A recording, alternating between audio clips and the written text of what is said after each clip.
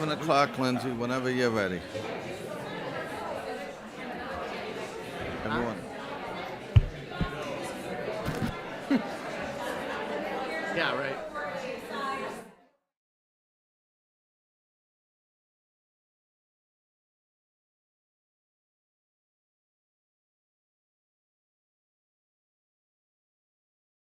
Good evening, everyone. Welcome to tonight's special meeting of the Woburn City Council.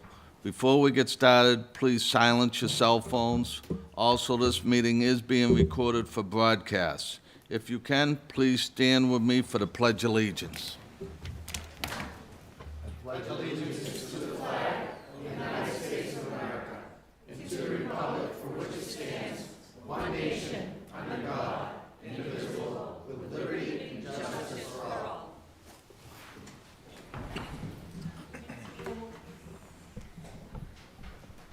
Clerk Higgins, will you please call? Take your time.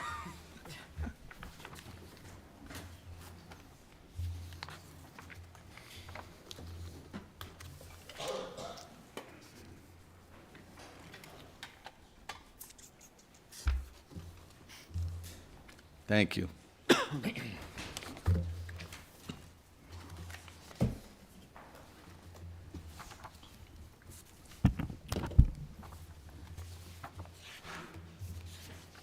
Counsel Campbell. Present. Counsel Demers. Present. Counsel DeMambro. Present. Counsel Ferrulo. Present. Counsel Mercer Bruin. Present. Counsel Papalato. Present. Counsel Toro. Present. Counsel Viola. Present. President Dillon. Present. Mr. President, I'll make a motion that we dispense with the reading of the previous meeting's journal and approve. Second. The motion and the second, all in favor? Aye. That passes. Pursuant to Woburn Municipal Code Title 3, Article 1, Section 3-3C, and to Rule 31 of the Rules and Order of the City Council, the President of the City Council has called a special meeting of the City Council for Monday, June 10th, 2024, at 7 p.m. in the City Council chambers. And if further necessary, the proceedings will continue at the meeting of the City Council on Tuesday, June 11th, 2024, at 7 p.m. in the City Council chambers for the purpose of reviewing, conducting a public hearing, and taking action as determined by the City Council on the fiscal year 2025 budget, taking action on financial matters presented and pending before the City Council, taking action on financial matters pending in Committee on Finance, providing a first reading for the financial matters, and for any other matters that may legally come before the City Council. I'll make a motion that the fiscal year 2025 municipal budget be taken from Committee of Finance. Second. A motion and a second, all in favor? Aye. That passes. Before we get going here, I'd like to make a disclosure that I do have a family member who is on the Woburn Police Department. Is there any other disclosures? I have a Yes, family member Counsel. on the planning board, and I will also abstain from the first page of the police department salary budget page. Thank you. All Mr. set? President Dillon, Yes, could you just make an announcement about the overflow room, please? sure will. Thank you. Just for everyone's knowledge, if we do get more people in here, if you feel more comfortable, the committee room is right out the doors on the side, right there. It's AC, and you have television all ready to go if you feel more comfortable or if you feel it's getting crowded in here. Make yourselves comfortable as possible.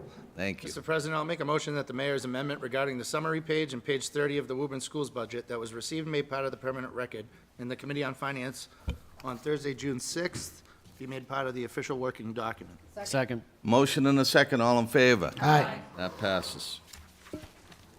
Mr. President, I'll make a motion that page 30 in the fiscal year 2025 municipal budget be amended to read page 31 to coincide with the summary page. Second. The motion and a second, all in favor? Aye. That passes. I'll make a motion that we open the public hearing. Second. There's a motion and a second for the public hearing to be opened. All in favor? Aye. That passes. Under public hearings, opened, a communication dated June 6, 2024, to Council Viola was received from Julie Cotton, CPAC President, on behalf of the Woburn CPAC. Further, a communication dated June 7, 2024, to President Dillon was received from Michael Morenin, 937 Main Street. Further, a communication dated June 4, 2024, to Council Viola received from Jim Burke, 5 Mellow Road. Make a motion that said communications be received, made part of the permanent record. Second. A motion and a second, all in favor? Aye. That passes. I'm going to make the announcement one more time.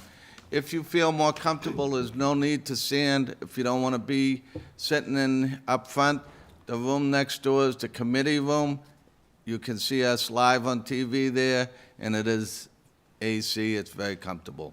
However you feel more comfortable.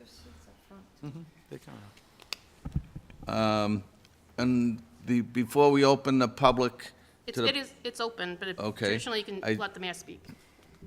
Okay, before we do that, I'd just like to let everyone know, when you come up, please sign in with your name and your address, and if your profession, if you want to do so. Ma'am, we're just going to have the mayor speak first. You can be right after him. Mayor Concanon, thank you.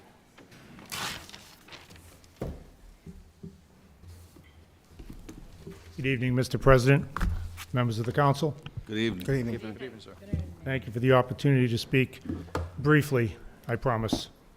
I know that we're here tonight to hear from the public, and I know the council has a lot to think about as we ponder this proposed budget in front of you. I will not repeat everything I've said several times I've been before you. What I will say is that this budget is the result, this proposed budget is the result of a lot of hard work from a lot of good people with the best of intentions to try to deliver a budget that serves the needs of the citizens of Woburn in a way that the taxpayers can afford. I recognize that the impact of what's in front of you is substantial and will be felt by the taxpayers.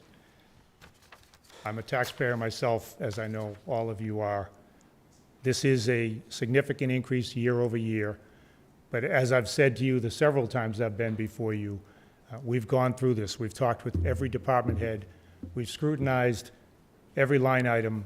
I believe that this is an appropriate budget for you to consider. I would respectfully request that you pass the budget as proposed, as amended the other night. I'd like to say I appreciate the cooperation and the collaboration of everybody involved, including this council, the school committee, the various department heads, those members here at City Hall, particularly the city auditor, Charlie Doherty, for all of his efforts. I know this is a tough one. I know that. But I can assure you that the work has been done and the numbers are appropriate. I am as much interested in hearing from the public as are you. I know you have been hearing from them. I have too. But I feel confident that what's in front of you is the appropriate budget for FY25. So thank you very much. I appreciate it. Thank you, Mayor Concanon. Thank you, Mayor. Is there anyone who would like to speak on this matter? Please step forward to the podium.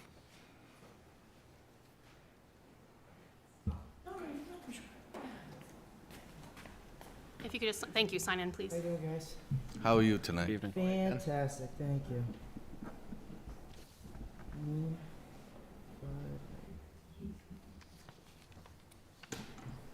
How y'all doing tonight?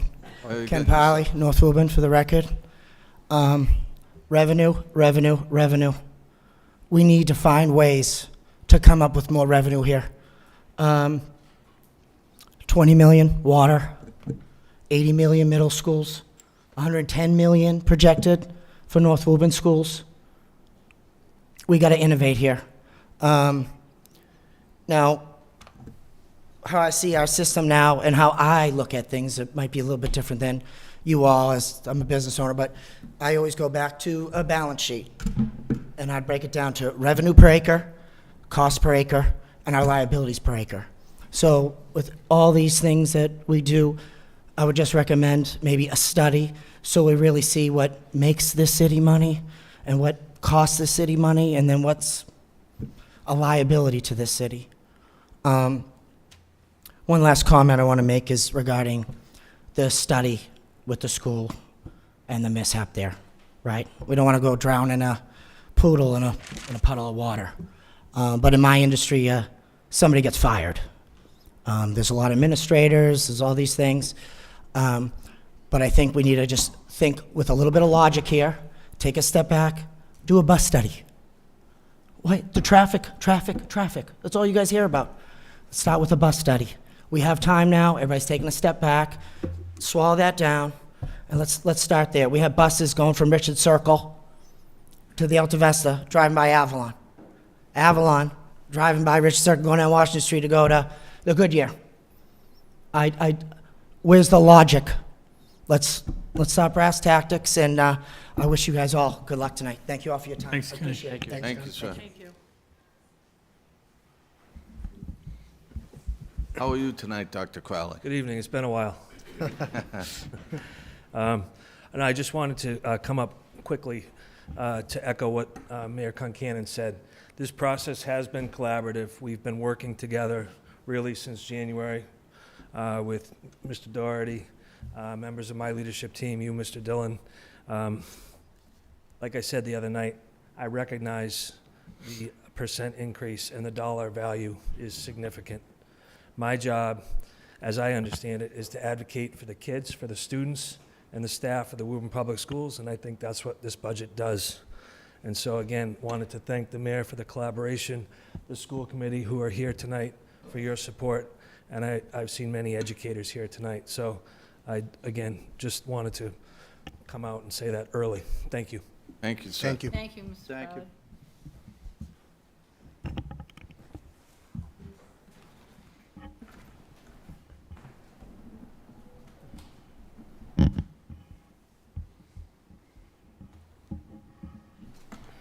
How are you tonight? I'm doing well. How are you? Thank Good to you. see you. Honorable members of the council, Mayor Concanon, all the members of the school department. First of all, I'd like to say it's unusual circumstances. Ms. Lingblom, could you identify yourself for the Oh, record, please, for the sorry, public at right. home? Marie Lingblom, Director of the Woburn Council on Aging.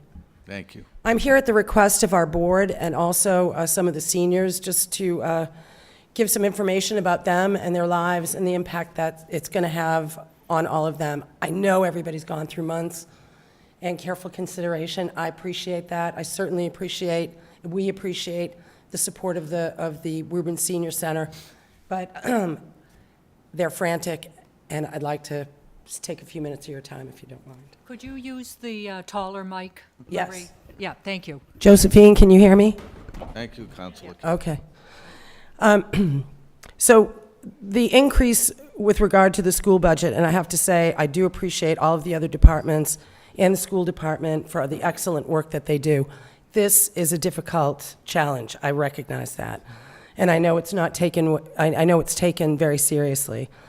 But if you're talking about a $600 to $800 increase in residential tax bills for homes assessed greater than $585, that's probably most of the city at this point. I'm a taxpayer. I work full-time. It will affect me, but it's absolutely devastating for a lot of seniors who are on a fixed income in this city. Many seniors have stopped by the center, my office, frantic, some in tears, thinking that they're going to lose their homes. These are seniors who've lived here their entire lives, taking care of their families, our community, and have paid their taxes faithfully for 50 years or more. Many are now widowed.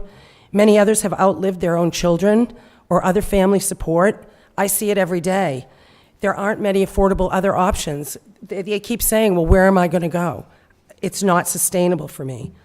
There are also seniors who pitch in every week to help raise money for programming at the center, volunteer their time, talents, and expertise to pay for events, supplies, and programs to save taxpayers' money. They're conscious of it. They're always conscious of it. And I'm not saying other people aren't, but I just want you to know who they are. They understand firsthand how they have to live within their means. Our Friends group, in fact, this week is having a fundraiser with the help of an Elks grant to help defray taxpayer costs for critical requests to purchase new vans and pay for programming. That's Woburn seniors working really hard, some in their 90s, with the help of the Elks to pitch in and help pay for vehicles that other people seem to purchase without blinking an eye. We're working really hard to help defray that cost. They're particularly hurt by some comments from some officials and other residents who've recently moved into the city from other more affluent cities and towns, noting they're happy to pay the substantial increase.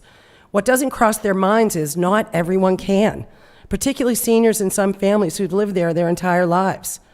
Some people are just going to be priced right out of the city if it goes on. It's sustainable. And what about next year or the year after that?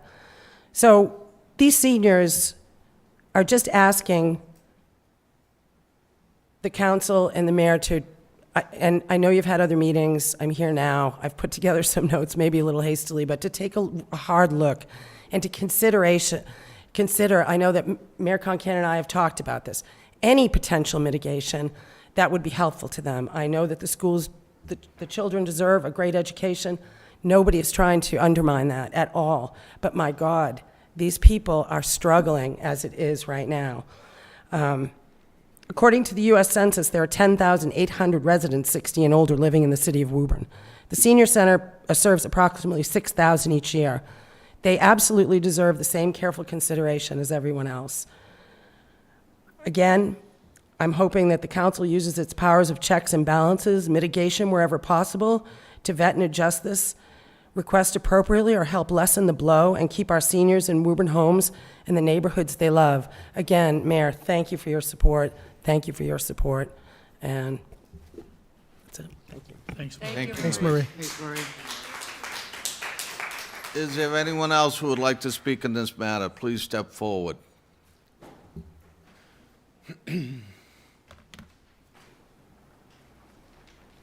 How are you tonight? Fine, thank you.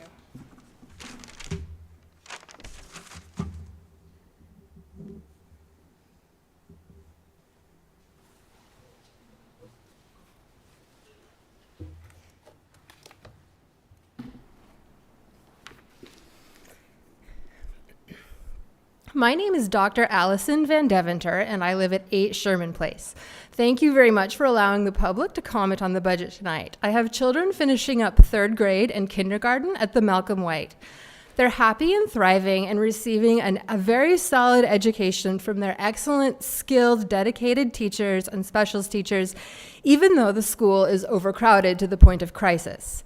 I've come here tonight to express my support for the school committee's budget and to ask you to vote to approve it without any cuts.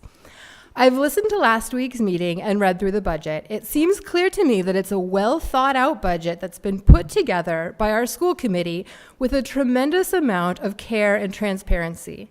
It's also clear to me that this budget reflects the amount of money it takes to run a functioning school district that meets its legal obligations. This budget is not large because it adds a lot of fancy extras.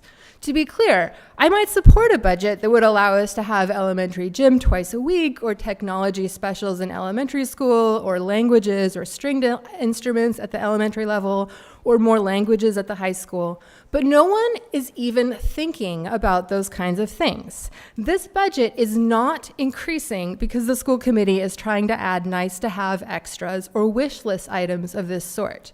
My point, which I know all of you understand, and which I'm emphasizing for the sake of the public listening, is that this budget is what it is because this is simply what it costs to run a school district at this moment in time.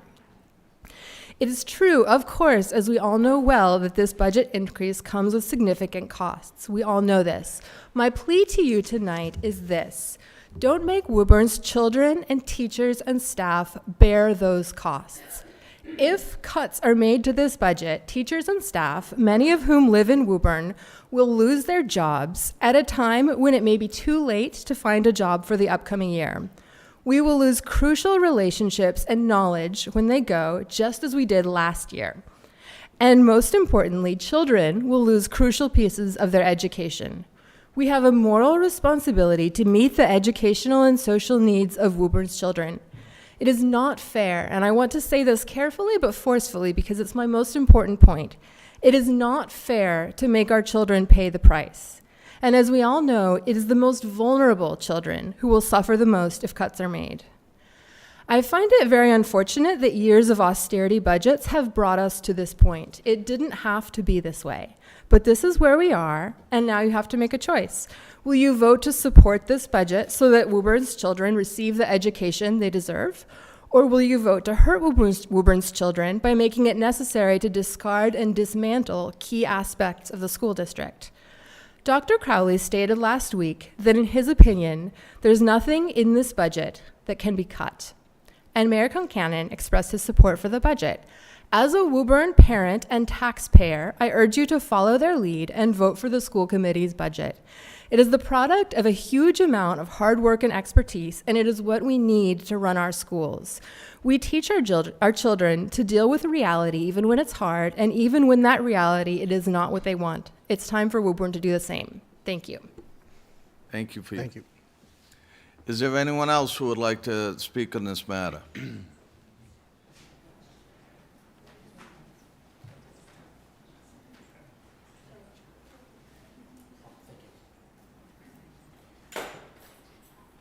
How are you, sir? I'm fine.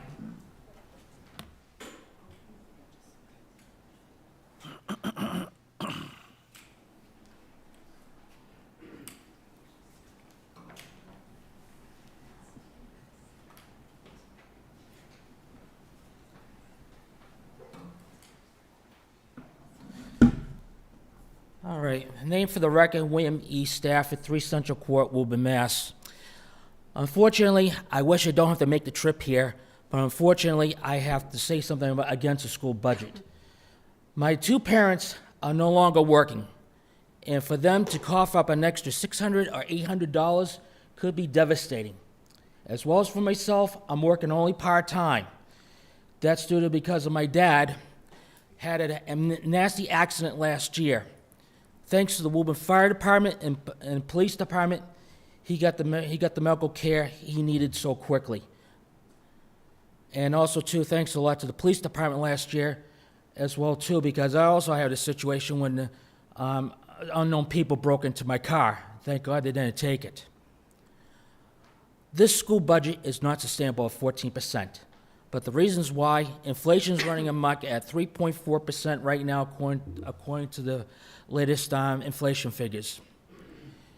And also, too, the price of oil has gone up and commodities have gone up.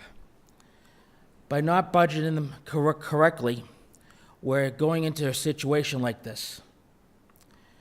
And that's all I have to say. Thank you very much. Thank you. Thank you. Thank you. Is there anyone else who would like to speak on this matter? How are you tonight? Fine, how are you? I think I called you on the phone. Thank Unless you. you missed it. But I think that I'm sorry, what could we you- ought to do... Can you just state Oh, your I name? have to sign this? Just a minute, please. Okay, thank you. Take your time. I will.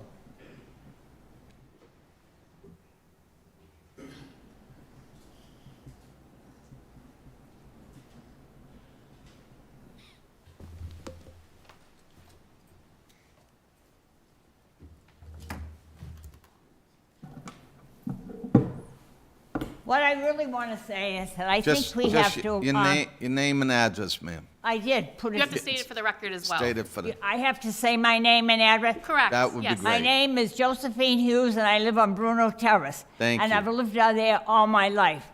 And I think what we have to do is to step back. We did not know about this meeting. It was almost like it was kept a secret, and that is not good. So I think we have to step back, and there's a lot of things that they're asking for that I don't know why they need them. Like I'm saying, the school monitors. Why can't the teachers step outside the door and monitor the kids? I went to the public schools, and we had monitors, and they weren't paid. And there are other things that are being done that, wait a minute, I catch my breath. you take your time, ma'am. I will. And there are other things that are being done that we should know about.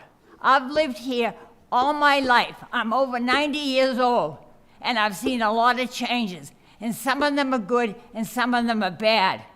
So I think we ought to stop and think about all these things that are done and all these things that people want now. And it really comes down to, and I hate to say this, is money, money, money, money, money.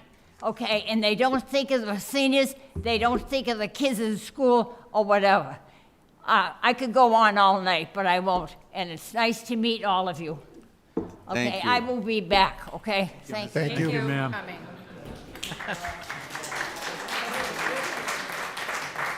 coming.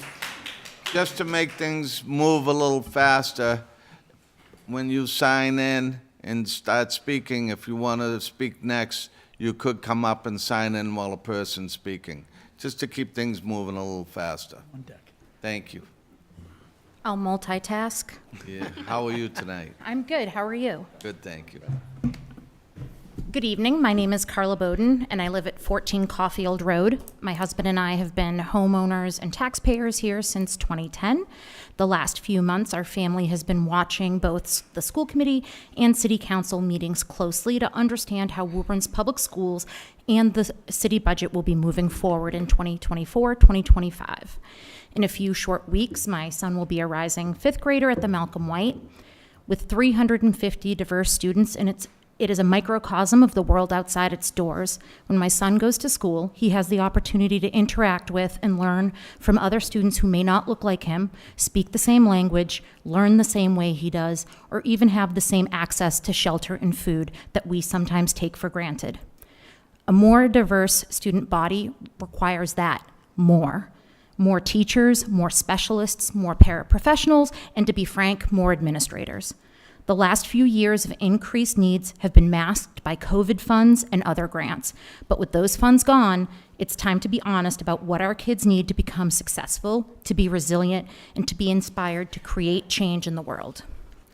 At the Malcolm White, that means reading specialists for our early learners, paraprofessionals in our kindergarten and first grade classrooms, multi-language teachers for our students who are learning English, additional classrooms for the SOAR program to ensure that we keep to required and safe ratios, and adjustment counselors to address our students' social emotional learning, and so much more.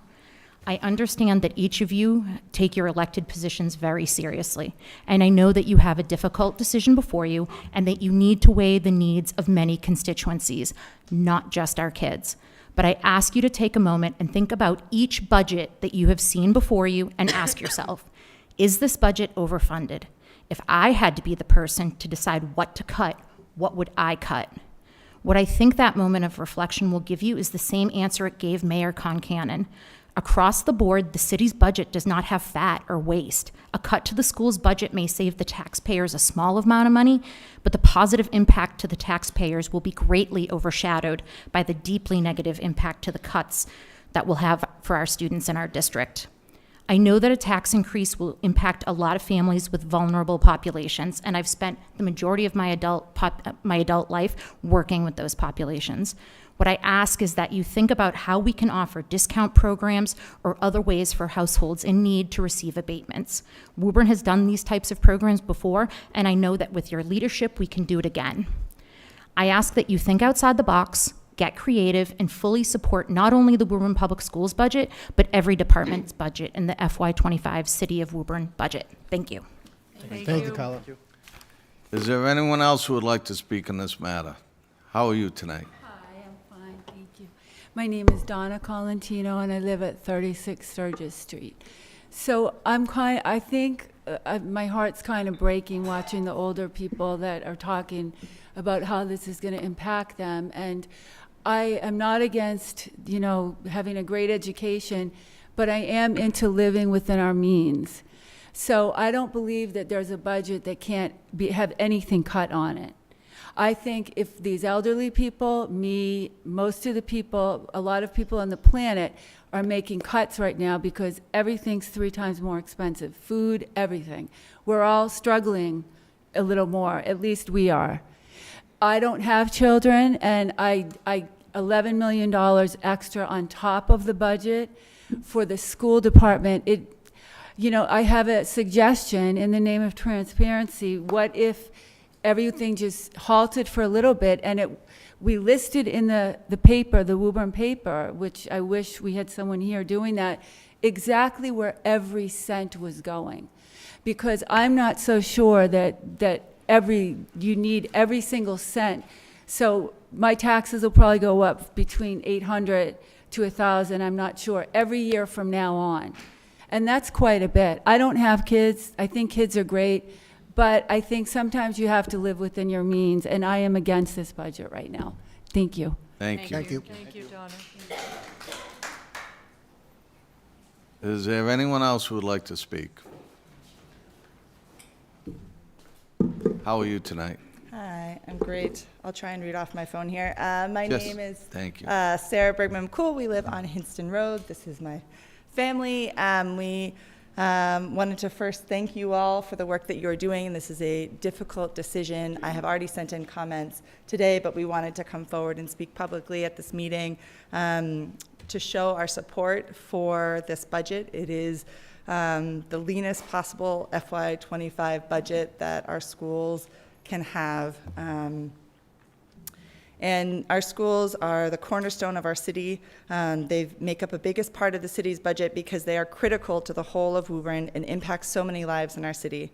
I'm so thankful for the community and I'm so thankful for the community that our schools provide and the way that they welcome students and families in to be connected to the greater city of Woburn. That is an invaluable part of what the Woburn Public School System offers. For many years, our city has asked the school system to do more with less. If we look back at all of the budgets that have come forward, but based on increasing costs that were just mentioned, what we are all experiencing in our lives, and the legally required expenses detailed in the school's proposed budget, this year there's nothing left that can be cut and still provide high-quality Woburn education. The school committee and mayor have already winnowed it down to the leanest level-funded budget we can support while also meeting the legally required state-mandated expenditures and services we must provide to students in our city. We all ask that you please fully fund our schools tonight. Please don't ask again for our staff, teachers, students, and vulnerable populations to make do with less than they need. Thank you. Thank you. Thank you. Yes, sir, how are you tonight? Good, thank you. My name is Matt Elaine. I'm at 18 Flag Street. I'm the father of a third grader at the Malcolm White. I'm here today in total support of the mayor's proposed budget. I would urge the city council to fully fund that budget. They are necessary increases to services and supports across the city, especially to our students. I echo a lot of the points that were made today about the legal requirements and contractual requirements and social emotional learning that our kids need.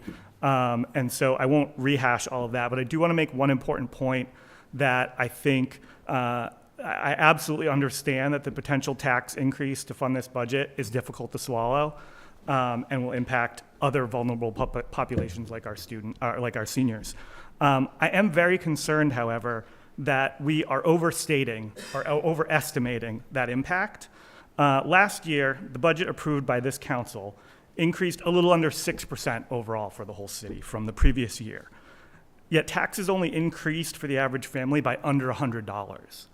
And so I'm concerned, why now does an 8% total budget increase mean that we're talking about an $600 to $800 increase over 8 times what taxes went up for people last year. I understand commercial levies impact that, and they are expected to be flat. The difference just seems way off to me. So I'm concerned that that is overblown and is unnecessarily really scaring and worrying our senior population. So that said, I still support this budget. I would just urge the council to think about that estimate and whether it's really accurate, and would urge you all to support the budget as it is. Thank you. Thank you. Thank you, sir. President Dillon? Yes. You may. Clear the air. Can you just hold on one moment, please? Thank you. I just want everyone to understand one of the reasons you didn't see a big increase in your budget last year. In FY 2024, you didn't see an increase because our local receipts, which were originally calculated to be about 16.5 million, were actually 19.5 million. So that is why you didn't see an increase in your budget. So just so everyone's clear, the number that has been presented by our assessor's office is certainly not 100% accurate, but it's pretty close, and John knows what he's doing. So I just wanted to make sure, and also people should understand, we didn't have any snow, and that was another $400,000 savings in our budget. So I just want to make sure everybody is on the same playing field in terms of the numbers. So thank you, President Dillon. Thank you. Who would like to speak on this matter now? Thank you. How are you today? Good, thanks. How are you? Very good, thanks. My name is Jasmine Parthasarathi, and I live at 88 Fowle Street in Ward 2. I'm here tonight to ask you to vote in favor of passing the school budget. As I was thinking about what I wanted to say to you tonight, I did some reading on the importance of adequately funding schools, and I came across a study by the Northwestern Institute for Policy Research. Their results were published in 2017, and I would like to summarize them with a few key points. They found that increased spending raises graduation rates and boosts adult income. When schools' spending rose a total of 10%, graduation rates increased by 7%.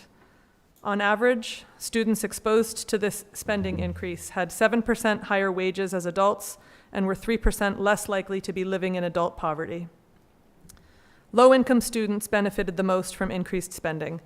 They experienced a 10% increase in high school graduation rates, 13% higher wages at age 40, and they were 6% less likely to be living in poverty. The study calculated an approximate cost-benefit ratio of 1 to 2. For every additional dollar invested in schools, there was a return on investment of $2 in additional future earnings by the student. I know that funding the schools isn't easy, but it is so important. As this study shows, the quality of education students receive now has lasting repercussions throughout their lives. Please vote in favor of passing the school budget. Thank you. Thank you. Thank you. Is there anyone else? How are you tonight? I'm all right, thank you. Rachel Kuberry at 6 Blake Street. I already emailed, I think, everyone on the council, so my remarks tonight will be brief. I'm here in support of the school's budget. I understand that it is a significant increase from last year. I believe that the school committee and the administration has done a sufficient job explaining why the increase is so significant and why they can't cut anything out. I believe the increase the schools are requesting is due to the years of austerity paired with substantial increase in high-need students and everything just costing more, the inflation that we're all dealing with. I believe the schools need the budget they've asked for. A 3 to 5% increase in the school's budget just doesn't cut it anymore. The contractual salary increase alone from the school's budget would have made for a 5% increase in our budget request just for contractual increases, and that's no new positions. But our schools are also increased our student body by 8% this year. As a community, if we don't have good schools, we'll have nothing in the future. Invest in our kids, our schools, and our future. Please approve the budget tonight. Thank you, Rachel. Thank you.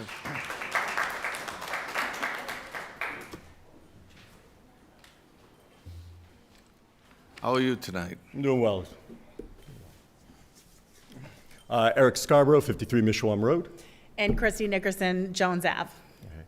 I am the WTA secretary. I'm a teacher of the last 18 years. I'm a parent. I'm a Woburn resident as well. And for years, we have dealt with austerity budgets for our schools, and now that is coming home and impacting us. Years and years of those austerity budgets are hitting us now. And it is time to properly fund our schools. For long enough, the quality services that Woburn touts has been done on the backs of those who provide them. For long enough, the Woburn departments and those who work for them have been strapped for funding. So it is time now for this city to properly fund its departments, and that begins with the schools. This budget adds much-needed special ed positions to service our high-needs population, which we have heard is 56% of our student population. We need to invest in Woburn's future. For many students, the schools are their sanctuary. It's time to do right by them. I ask tonight that you approve the mayor's budget. The people, the Woburn residents, proved back in November that they want an investment in our education system. It's time to properly invest in our education system. Please vote yes for this budget. Hi, everyone. I just wanted to say that I am Christy Nickerson. I am co-president of the Woburn Teachers Association. And to start with, what I would like to say is that I appreciate all of you and the detail which you have looked at the budget before you. I heard Councilor Mercer Bruin talk last week, and I could see the pain in her face when she talked about how she has never thought of reducing a school budget in the years that she's been here. One of the main reasons for that is that we have had very lean budgets for as many years as I can remember. Just a little background, my family has lived in Woburn my whole life. We've worked in every service in the city, and I take very seriously the role of being from Woburn and being part of this community. And I want to state for the record that there is no one in the Woburn Teachers Association that is not worried about our seniors. We understand the impact that this budget has on the community, and we care very much about the seniors in Woburn. With that said, we also have a lot of faith in all of you to come up with outside-the-box ways to protect our seniors from the increase that might result from these budgets. I can tell you that I've worked in the Woburn School Department for 23 years. I can tell you that I've never felt like I have had too much of anything in the entire time that I have worked for the Woburn schools. You can come into my classroom, and I invite all of you to come into my classroom, and I will tell you that you will come in and you will see a really nice classroom with beautiful paint on the wall, great furniture, but I will tell you that almost all of what is in that room came out of my pocket and not out of the school budget. We simply have not had enough in 23 years.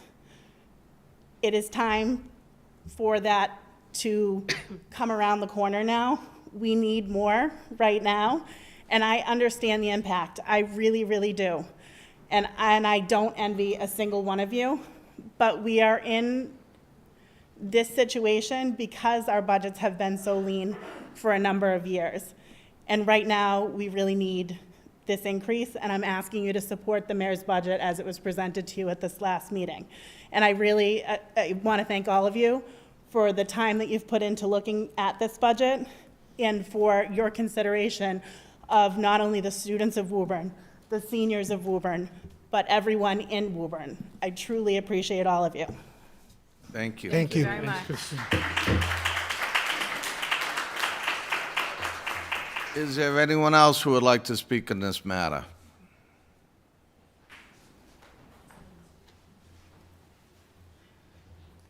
How are you tonight? Good, thank you. My name's Jennifer Jones, 4 Sherman Terrace. I'm a little bit late tonight because the Woburn High School Jazz Band played an amazing concert at the public library tonight. They were outstanding. I think they should take up a residency there. They were that great. And the location was perfect. Did they charge? They didn't. Free They programs. should. Free programs. But no, they shouldn't charge because this is a just service kidding. and I'm all of the kids get this amazing experience, and I'm so proud of them and their teachers, and I was just blown away. But I'm sorry, as I'm coming in late, there might have been some things discussed that I missed, but as we talk about, like I've seen people Facebook posts of like $700 added to property tax. Assessments haven't happened yet, so we don't know. Okay, you don't set until December what the tax rate's going to be. I pulled out my tax bills. Last year was Woburn's largest city budget. I got $48 less on my taxes this year than last year. My assessment went up. Across the street from me, there was a home valued at $325 on the assessment. The property was subdivided, the house taken down, 2 $1.5 million houses went up. What's my assessment going to be next year? A lot higher. Whatever you guys said in December, my taxes are going up. It's not necessarily the school budget, okay?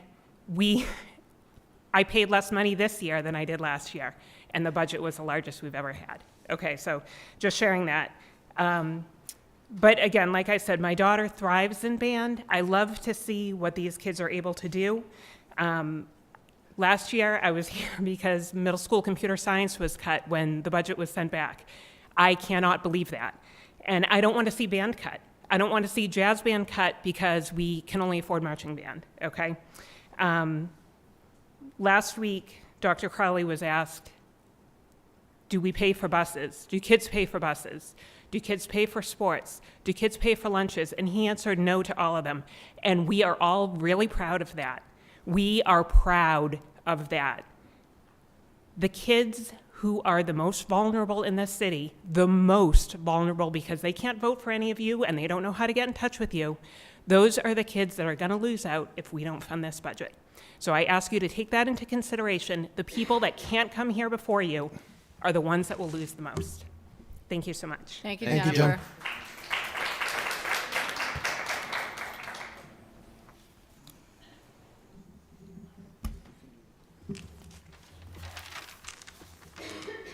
How are you tonight?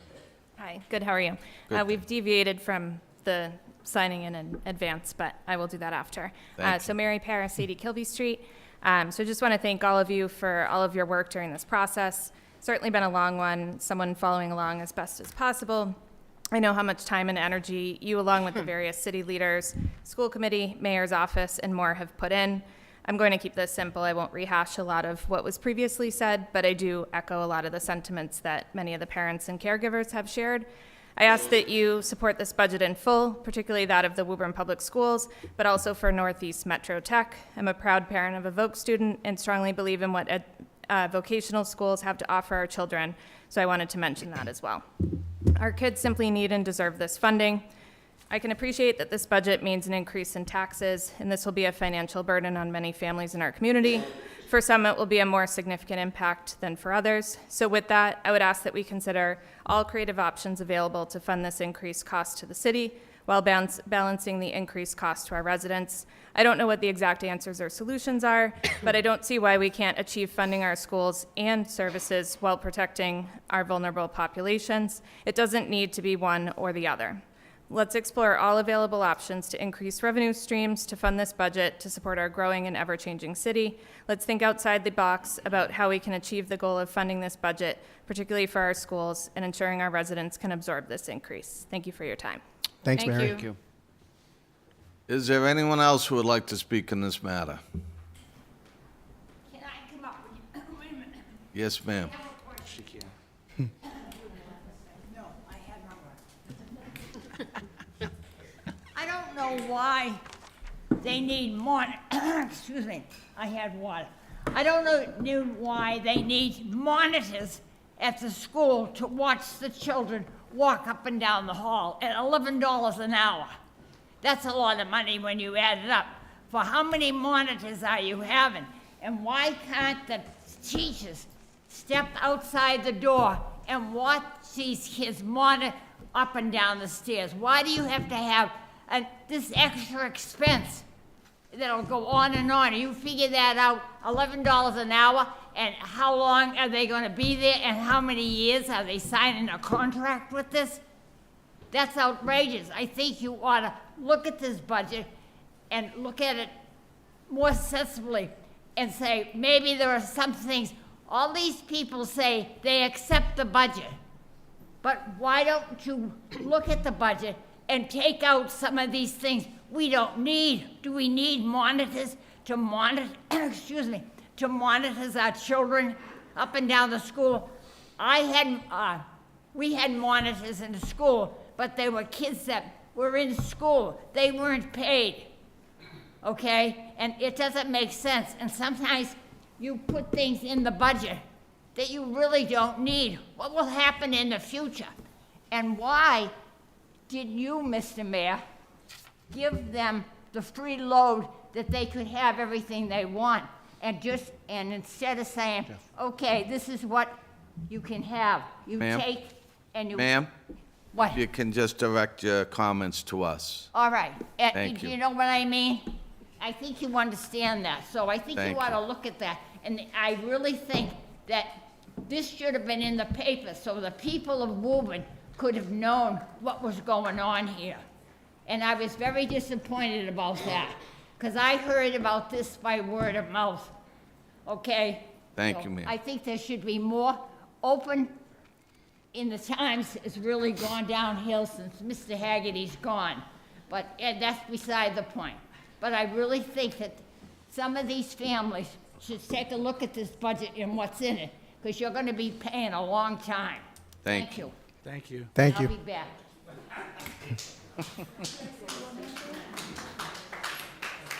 So Just something to think about, too. I know I'm old school, but I'm sorry, can you just identify I'm yourself sorry, again for the Donna Colantino, 36 Sturgis Street. Now, I grew up in Winchester, and so we didn't take the bus because it cost money. I believe it cost money. So we had to walk to school. And, you know, I lived by Lynch. I walked to Ambrose. And then my mother would pick me up if it was snowing, or you'd get a carpool situation if you could. So I don't understand why we can't go back to being a little more frugal in times that call for it. I mean, why should the city of Woburn pay for everyone to take a bus? I just don't think that's fair, especially not having kids. I really think that there's things that can be cut that we did growing up, and I grew up in a very expensive town, and my parents did have money, but they didn't want to spend it on the bus when I could walk a mile and a half. And, you know, there's other things. Maybe our society is getting too spoiled. I don't know. But anyway, I'm just saying, we are getting a little soft, but anyway, okay, thank you. Thank you. Is there anyone who hasn't spoke would like to speak at this time?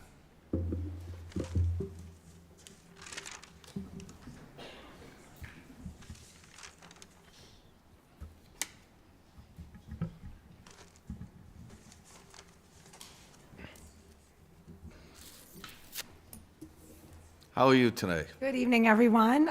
Amy Cardoso, 29 Arlington Road. Woburn Memorial High School English teacher of 13 years.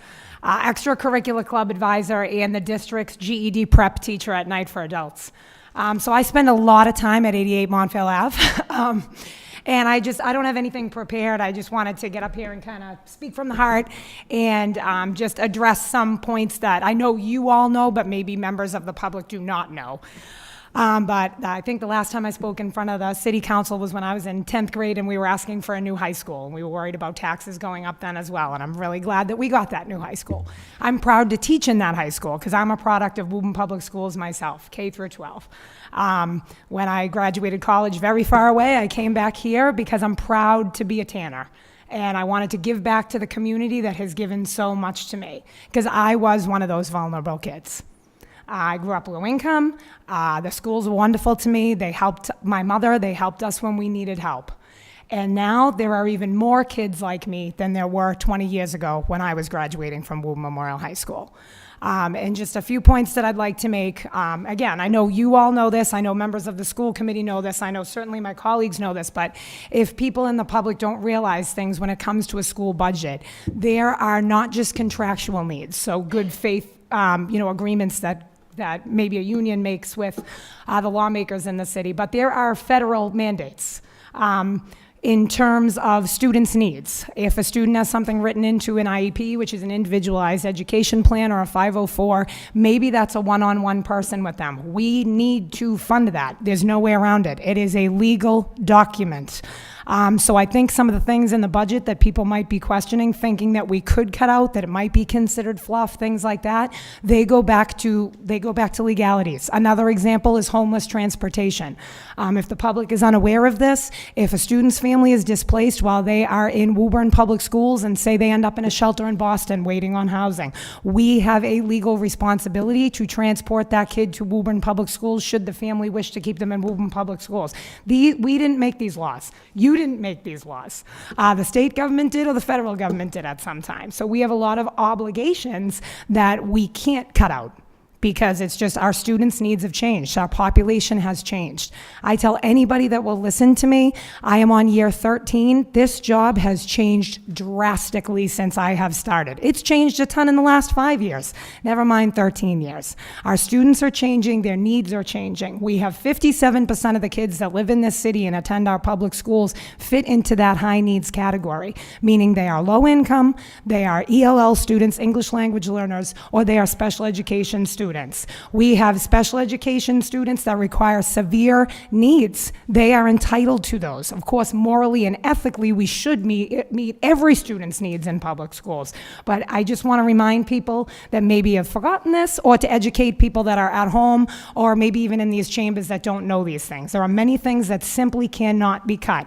School is not like it was 20 years ago when I was there. It certainly is not like it was 50, 60 years ago when other people were there. So politely and respectfully, respectfully, I asked you that you fund the budget as it is. I have full confidence in all of you. I have confidence in the members of the school committee. I have confidence in our new mayor, that you have all taken time to look at this, go line by line, and try to keep the impact as low to the taxpayers in this city. And I'm hoping that tonight you vote yes on this budget. Thank you very much. Thanks, Amy. Is there anyone else who would like to speak on this matter? Ken Polly, North Woburn.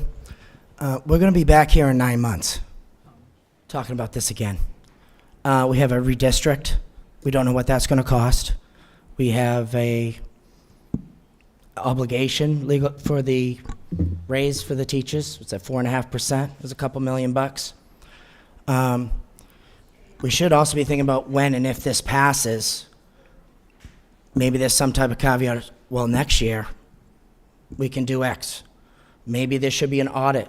I know Financial Hawk right on this board over here to keep an eye on what's going on over there, because it just seems we want to give them, we just need to make sure we're being efficient. Part of these contracts is every 2 weeks they have a Wednesday off, or the half Wednesday for education. Great, let's make sure it's being productive, to make sure we're getting our value for what we're paying for. And if we're back here in 9 months, and it's just, again, on the resident, on the homeowner, on the taxpayer, the pitchforks are going to come out. So I wish you guys the best on what you do here tonight. I value all your time so much. Thank you, guys. Thank you. Thanks, Kenny. Thank you. Is there anyone else who would like to speak on this? Please come forward.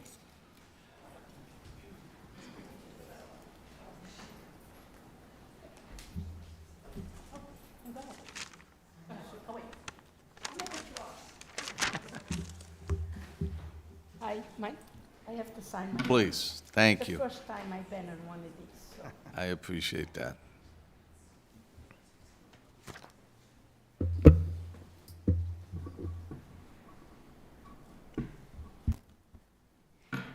Thank you.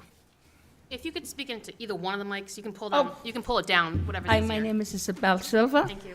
And I'm here to please ask all of you, please take in some consideration the senior people. We work all our lives so hard.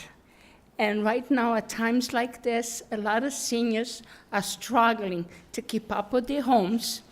And every time taxes go up, it's not easy. Some of the seniors are making the choices whether pay the tax, cut back on food, cut back on medication. And a lot of seniors, which I know, once a week someone brings donuts to the seniors. And how would any one of you feel if your father and your mother was there and they'll turn and say, "Can I have an extra donut for dinner?" That breaks my heart, hearing a senior come up to me and take an extra donut because they want to have that donut for dinner. And how that they're going to afford if these taxes going up again? Please, just take into consideration the seniors. And think before you vote. That's all. Thank you. Thank you. Thank you.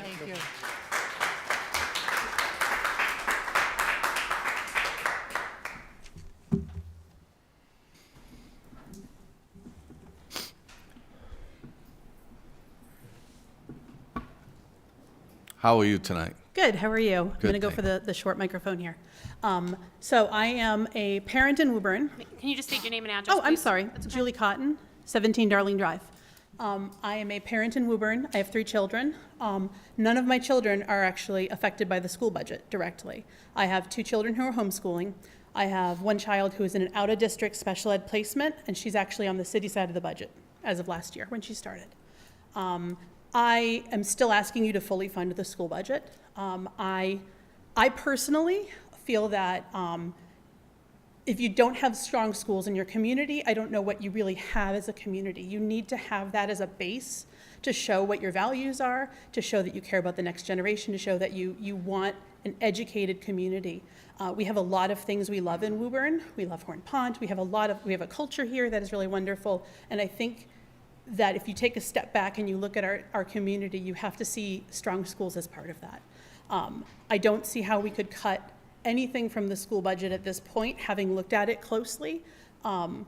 There's nothing on it that's unnecessary to try to keep us in a good spot in terms of education for our kids. There's just really nothing else to trim. And again, my kids aren't in Woburn public school buildings. I only have one who's even a Woburn school student. I just feel really strongly that this is something that needs to be supported. And that being said, if we have a lot of people in our community, seniors and all the people who are not seniors, who could be at a risk of losing their home with a difference of $600 to $800 a year, there's more we need to do to support those families as well. Because $600 to $800, that's one car accident, that's one lost job in 2 weeks of time, that's one hospital visit that could absolutely just take you out and then you lose your home. So I think that there's probably a lot more that can be explored in that area as well, because I don't think we should look at this as a situation of the kids are holding out their hands for the seniors to take money out of their pockets, or the seniors are holding out their hands for the kids to take money out of their pockets. I think that we can be creative. We can find some way to make both of these things happen. Everybody should be able to get what they need here. Thank you. Thank you. Is there anyone else who would like to speak on this matter?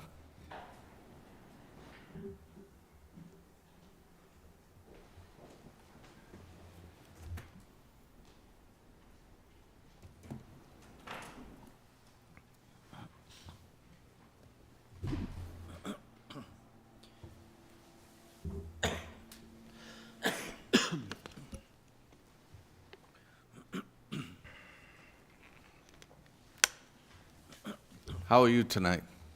I'm fine, thank you, sir. My name is Andrea Adams. I live in 118 Green Street. And what really struck me as I was taking notes and listening, and my background is in planning, land use planning, so I've been on both sides of the dais, both as professional staff and as a planning board member. It is what might help if you are in this situation 9 months from now. And believe me, I don't say this lightly, but something like an information session or a workshop so that people could understand what parts of the budget are sort of obligational and what other parts are discretionary. And I don't just mean for the school budget, but for the budget as a whole. And I say this, again, not lightly, having been in places where I had to explain significantly impactful regulations or costs or other things, both to my board members and to members of the public.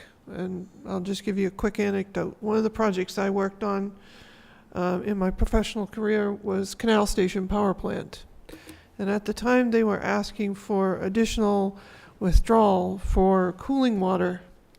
And that would have affected the temperature of the canal where they were drawing water from. And it would also have affected their air quality. So we had the Bourne High School, a 500-seat auditorium that was packed.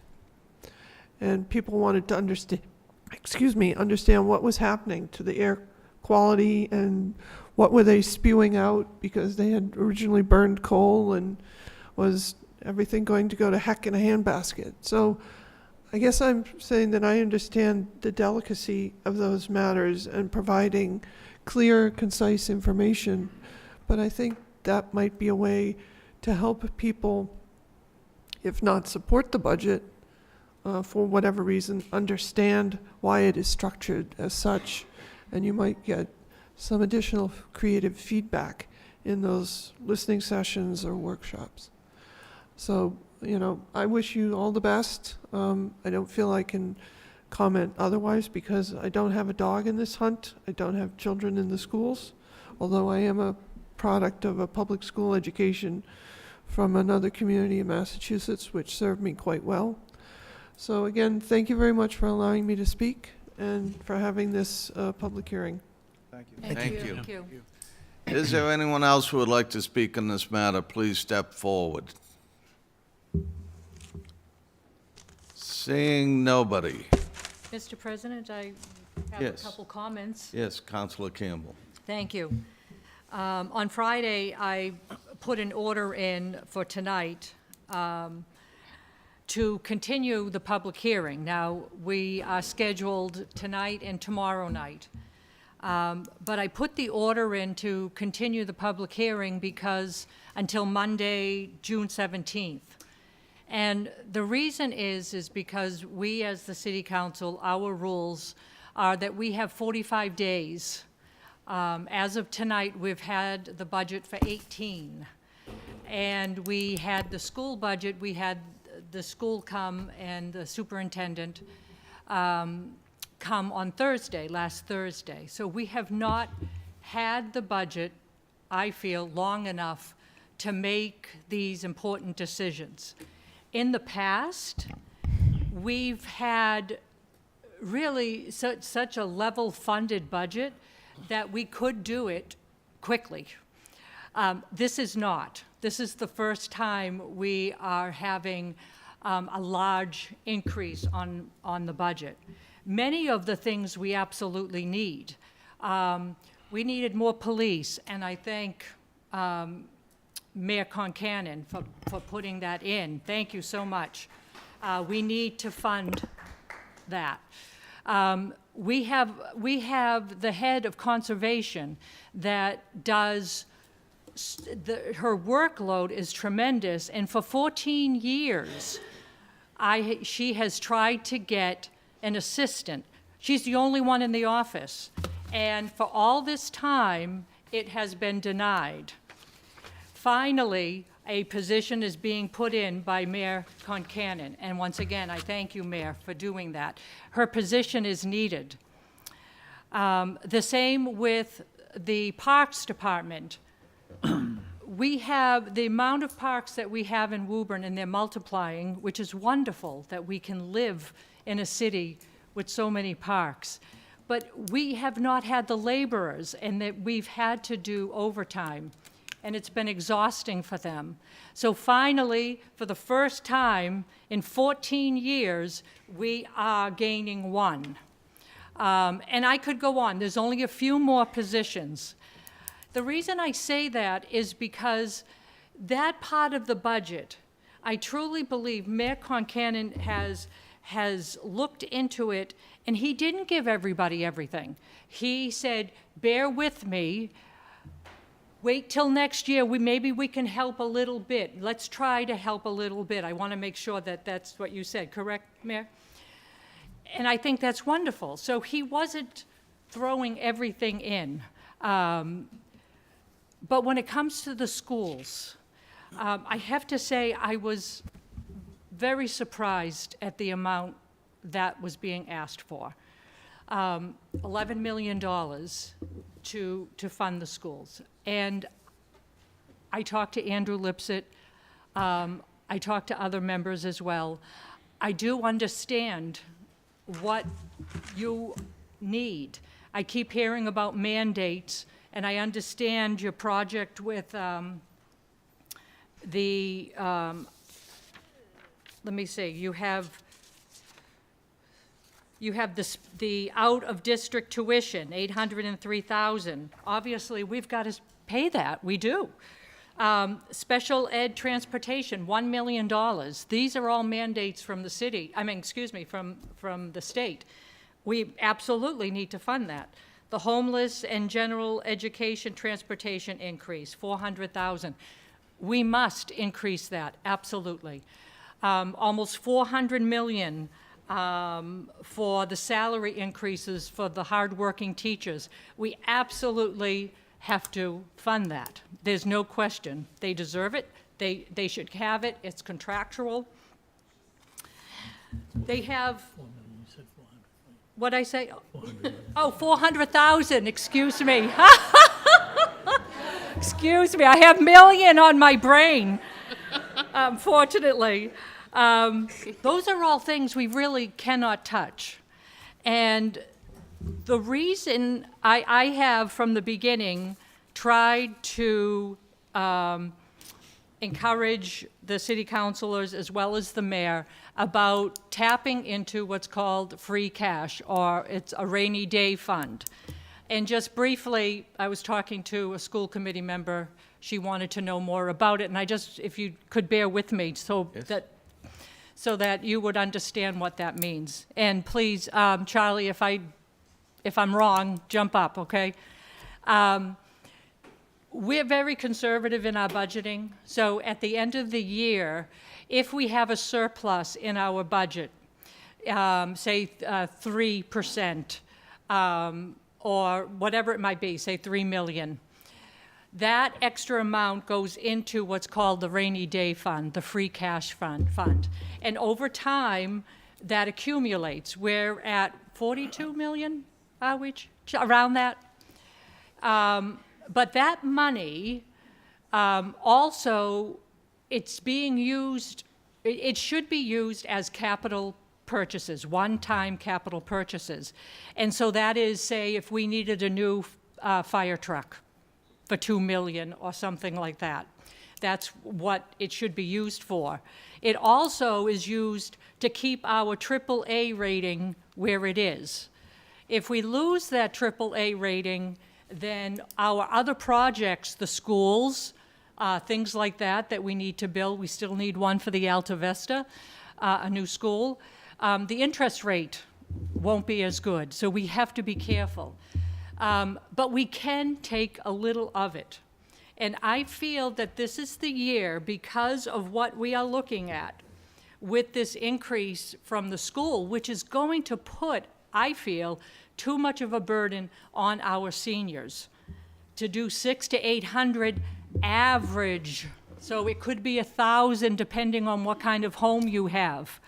I know that can be crippling for the seniors. So I feel that this is a rainy day. We need to go into that fund. Take 2 million, maybe 3 tops, no more. But with saying that, there's always a consequence once we do that. That will bring down the overall budget down. That would absolutely save about $150, maybe $200, something like that, probably closer to $200, which would be great for everybody. But what that means is next year our budget starts already with a 2 or 3%. So we're already starting at a deficit. And the reason that I'm still pushing to try to get that done is because we need to do this over time. It can't be just ripping off the Band-Aid in one fell swoop, even though I have to be honest, that's what I was taught as a kid. Just do it, hon, just rip it real fast and it won't hurt as much. I think we need to slowly take the Band-Aid off. And that's why I'm encouraging us to do that. I cannot allocate those funds. I need Mayor Concanon to come forward to let us know that he is encouraging that type of spending. And then at that point, then we could agree or disagree to use it. But I can't do it. It's not something that we have in our laws. So that's what I have been pushing. I'm not getting much traction, unfortunately. So to me, if that happens, if we can't bring that down, then I believe we need to bring the budget, give the budget back to the school committee and say to them, we need something in good faith. Please look at the budget and give us something to help us. And that's why I have an order to continue this public hearing until Monday. And the reason it's Monday is to give the school committee and the mayor a week to get together and to look at the budget and say, what can we do? Is there something? Like one of the things here, special ed transportation, $1 million. Is it really $1 million? Or is it $930 million? You know, homeless and general ed transportation, 400,000. Is it 400,000 or is it 350 or 357 and you round it up? I understand you need the positions for the different students. I will not advocate for teacher firings. I will not, because the students need these teachers. I don't know, I'm not quite sure where these extra funds can come from, but I think that the school committee needs to go back, look at what can be cut, because you are the experts in this. We don't want to just say, hey, just take $1 million off and, oh, well, what's going to happen? No, not at all. That is not the way it should be done. We need you to take this. And I'm going to encourage my other city councilors to vote with me when the time comes to vote for this continuance so that the school committee and the mayor can look at this and say, okay, what exactly, there must be some savings in this. I know you worked hard. I know you did. But I have to tell you that we have department heads here in City Hall that make under $100,000, under. Some 70, some 80, okay? These are department heads. So I'm not sure where the savings can be, but I believe there can be. And just one last thing, I heard several people say, let us be creative, let us think outside the box to help the seniors.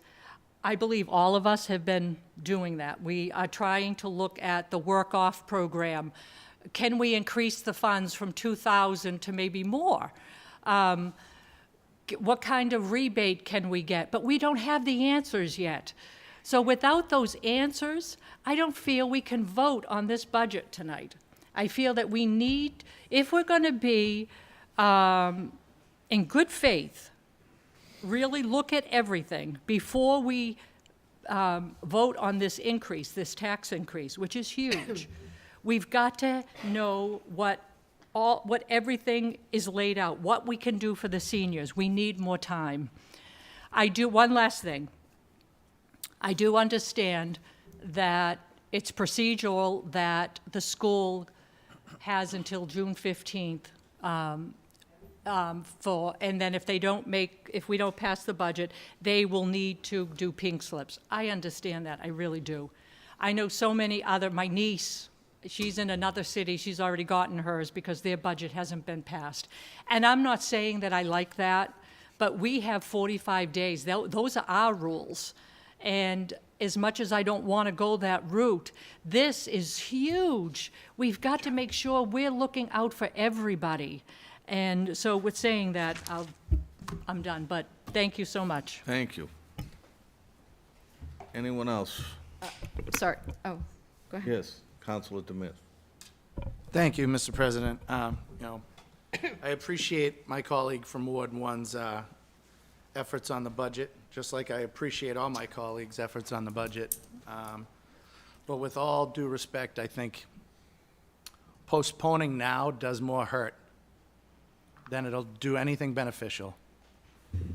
With regards to our teachers that are currently in limbo, because they don't know where we're going tonight with regards to any budget cuts thus far, and it's not procedural, it's state law, and there's contracts involved for that June 15th deadline. So that puts taxpayer dollars in jeopardy by delaying this budget any further as well. And to correct the record, the City Council received an electronic version of the school budget on Friday, May 8th, I believe it was. So we have had the budget for a considerable amount of time.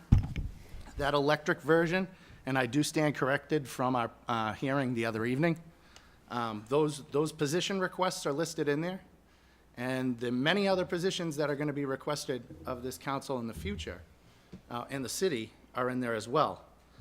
So I encourage my colleagues, if they haven't looked at that, they should. With regards to free cash, that'll probably end up causing more of the taxpayers' dollars to be spent in the long run, because we'll be starting with that increase next year. It's just bad fiscal planning. And we need to be fiscally responsible with that free cash, because there's a lot more we can do with it than spending it on operating costs that will be a constant draw on the free cash. I'll repeat that again. We build that into our budget next year, we'll be right back here in the same situation, arguing over whether we're gonna do 10% or whether we're gonna do another 14%. If the schools wanna come to us and ask us for capital expenses, additional curriculums, and whatnot, that would be the time that we start discussing free cash. But when it comes to operating costs, we tie the hands of the budget process already for the next cycle, and we'll be looking at them and asking them why they're here with 10, 12, 13% again, because we've handcuffed them with that 4%, plus their required salary obligations from the negotiated contract. You know, it's important to note, and this isn't aimed at anybody, but it's important to note that 75% of the school budget is salaries. One of the most common complaints I heard when I served on the school committee was we need to lower class sizes. We need more teachers in our classrooms. We need more programming.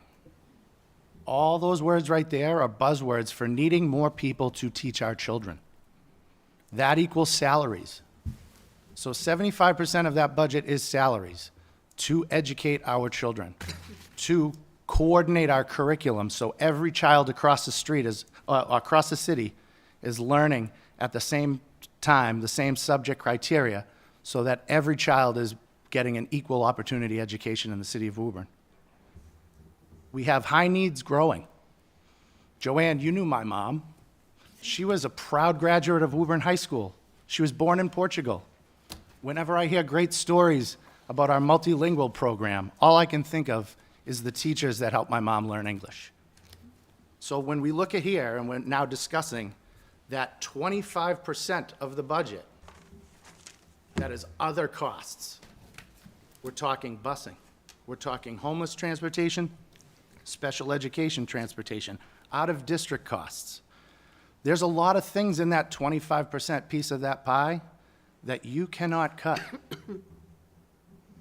They're obligated and morally obligated expenses for the children of Woburn. Discussing outside the box ideas, I want to let all of our seniors know. I've gone 3 weeks talking to my colleagues about different ways we can expand tax exemptions for our seniors, looking at tax deferral programs, looking at moratoriums to protect our seniors. We don't classify our tax rate until December. I ask you out there, give us that trust to come up with something outside that box by that time. Because I've talked to multiple counselors up here that were committed right off the bat to take care of our seniors, our vulnerable populations, our veterans, and our disabled people. Just as much as we need to take care of our students and make sure that one day one of them might be up here sitting with us, losing hair or going gray because this budget process has been so tough on all of us. I mean, I've lost sleep thinking about the impacts that we could have either way, whether it be on our seniors, whether it be on our schools. And I appreciate the approach, but I think we need to step up. We're the elected leaders of this city, and we need to pass a budget, whether it has cuts or not, tonight. And I think the folks and the taxpayers deserve to have that surety on the budget, and that so that we can move on, know the number that we need to start working towards to make sure that these other programs that we look at in order to make sure that our vulnerable populations are taken care of are getting done before that tax classification meeting in December. Thank you, Mr. President. Thank you. Councilor Lodge Toro. Thank you. That's a tough act to follow. So I want to echo some of the sentiments from Councilor Demers, but mostly in regards to Councilor Campbell's order on delaying the vote. Again, I appreciate the gesture. I can understand where you're coming from. However, I'm certainly not in support of it. We've had the budget now, as Councilor Demers said, since May 8th, at least an electronic version. Our school department, along with the mayor's office, along with our city auditor, has spent countless hours in formulating, putting together a budget that they feel is the best for the city, for both the school department and our other city departments. I asked a question last week to Dr. Crowley and to Chair Lipset if there was any way for them to cut, or is this a budget they needed? And they expressed pretty clearly that what they ask for is the needs and doesn't include any of the wants. They do have contractual obligations by the 15th. Delaying it past then is just, it's absurd. We need to give them their budget. We need to, if you're going to select, if there's anyone that's going to suggest cuts, it needs to be tonight.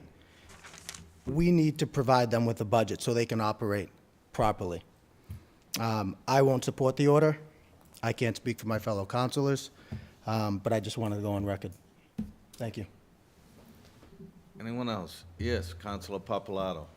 I think you said a lot, right? You had a lot of different things you moved into your discussion. Some of them I liked, some of them I didn't like. But that's okay, because we need to get fresh Absolutely. ideas, and what I heard is we got to think outside of the box, and clearly you've been doing that. Yes. So where I get stuck here is the seniors, the veterans, the fixed income folks that are out there. And I heard one after another state, our priority is the schools, and I feel bad for the seniors. Well, feeling bad for the seniors and feeling bad for some of these other groups, that's not gonna pay the bills. It's not gonna pay their bills. We talked about $11 million in increases the other night, and it feels like we're fixated on that $11 million, and we can't lose sight of the $79 million that's already there.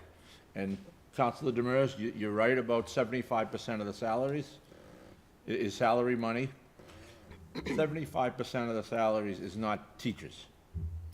And when I look and I see I'll call them professional staff or levels of management or whatever you want to call them, between directors and assistant directors and curriculum coordinators and so on and so forth, they're right down the line. There's a lot of money tied up in there. So when you're asking for an extension to look at this, if we're going to do that, and I'm not saying we are or we aren't, I think that's where we have to look. We need to look at the staff that's in there, and not necessarily the $11 million, because we're obligated to pay for those. We have to pay for the transportation and all the other contractual things that we spoke of. But we're not looking at the $79 million that's there. And if there's that much money, $79 million is a lot of money, there has to be some reductions that we can get in there. And maybe it takes another week to get it, or maybe it's never gonna get it, because we sat here the other night asking for some kind of concessions. I didn't see $1 pulled out of here.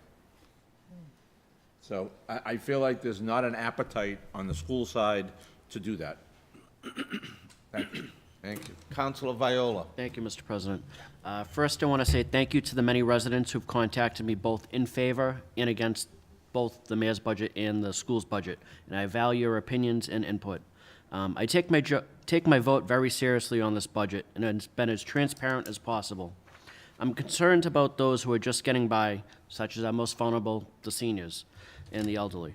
However, I must also consider the aspect of funding the Woburn Public Schools with an appropriate budget amount that will not affect the students' ability to learn.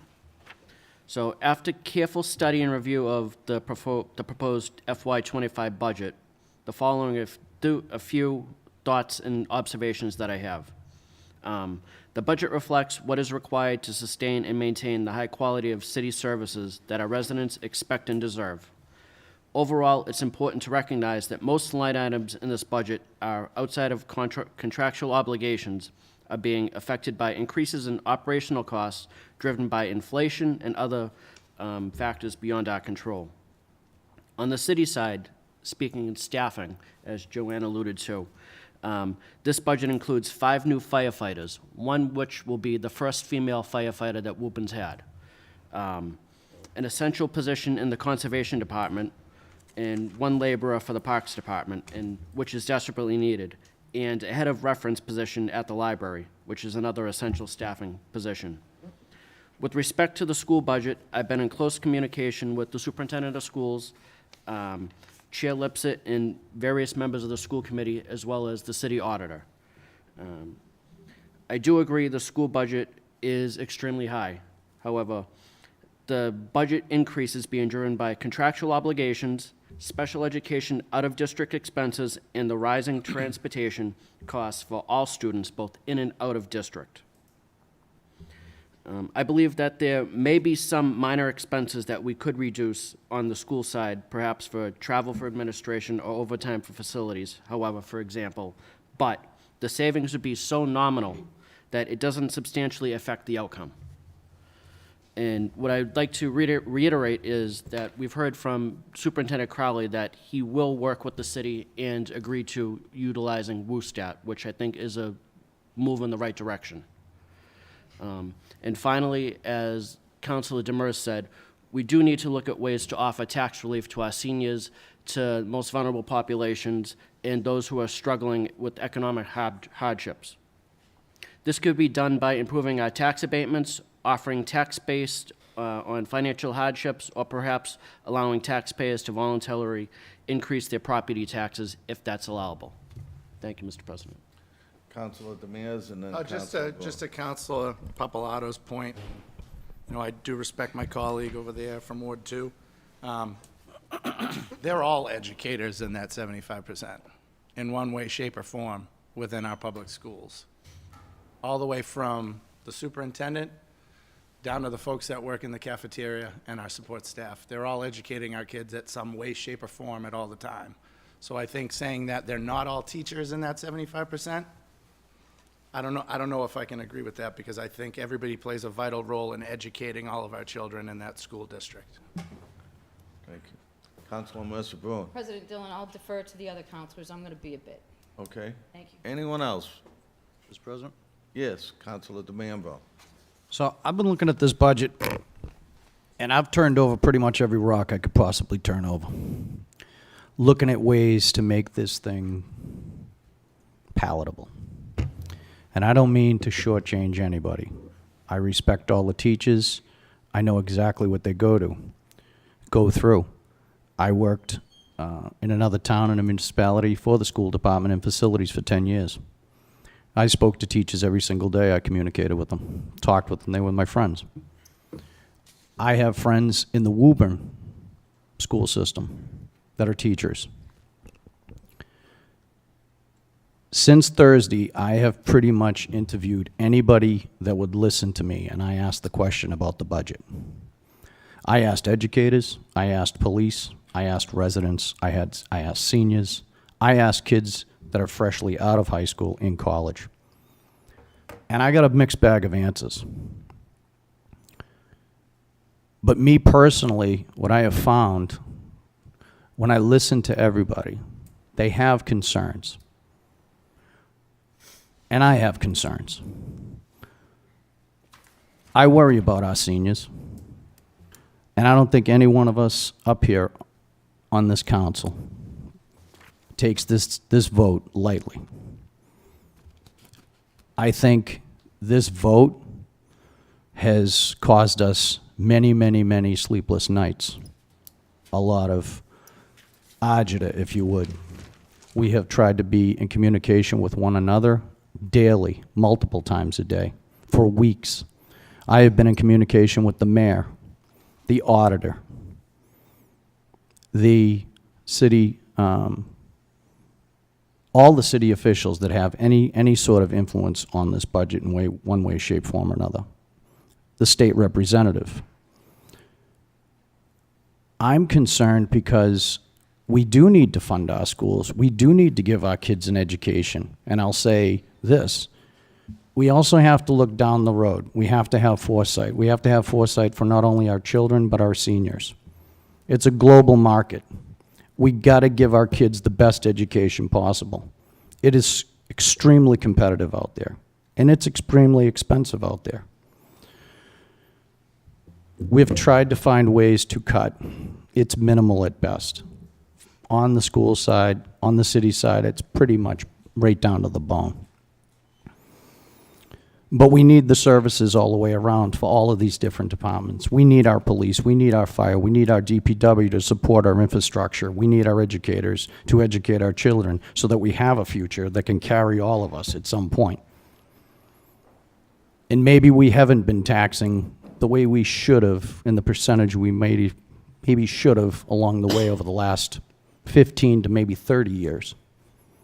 And maybe that's why we're in this hole. Maybe it's because of its changing economy. Maybe it's because it's a global economy and it's more competitive. There's all kinds of factors, including COVID and supply chains and so on and so forth, and inflation, recession, and high interest rates. It all plays a factor in this. For us to sit here as a body and for people to come to us and say, that's what you guys signed up for, get it done. It's a little bit more complex than that. And we've been trying, every single one of us, I can honestly say. We've all had spirited debates, we've had discussions, we've had all kinds of concerns, and we're still in the process of doing that with one another, with our state legislatures. We're trying to find the answers to these hard questions that have been piled upon us, each and every one of us. I'm not taking this vote lightly. I will suggest this. I said this Thursday, and I'll say it again tonight. We need to use every single tool available to us. We need every single person from the governor down. Everybody's got to participate in this, not just this body, every single one of us. And we got to try to work together on how we can make this work. At the state level, maybe there are vouchers that our state legislators can help us out with for our seniors. And at a local level, maybe we can fund this so that we can provide our kids with the best education we possibly can, including building the facilities we desperately need, especially up in North Woburn, to give these kids the buildings that not only the children, but our teachers as well and the staff, to give them the shelter and provide them with the buildings and apparatuses to get them that education. And there's only one way to do it. Because as we all know, everything goes up in price. Nothing's going to go down, ever. And that's what we're faced with. And it's the reality of where we're at. And when we vote on this, I just want people to know we're not picking one side or the other. We're all in this together. It takes a village to support and maintain a village. And each one of us are part of that village. And I just want everybody to, at least from my point of view, that I'm not pitting one side against the other. We're all in this together. And we're trying our damnedest to make it work. I know Mayor Concanon, his staff, Charlie Doherty, everybody. Alex, Dr. Crowley, Mr. Lipsitz, everybody has been trying. I will say this. I would like to see a commitment from the school department for WUSTAT. I think that is another tool that we should use. I think WUSTAT is a tool that we need to take and make a part of our school department. And it's not to as oversight or whatever. Everything might be absolutely right in line, but it's an analytical tool that I think we need to start bringing about. Other departments use it, and it seems to benefit them to the point they can almost forecast, they can almost see what their numbers will be the following month because of the traceability.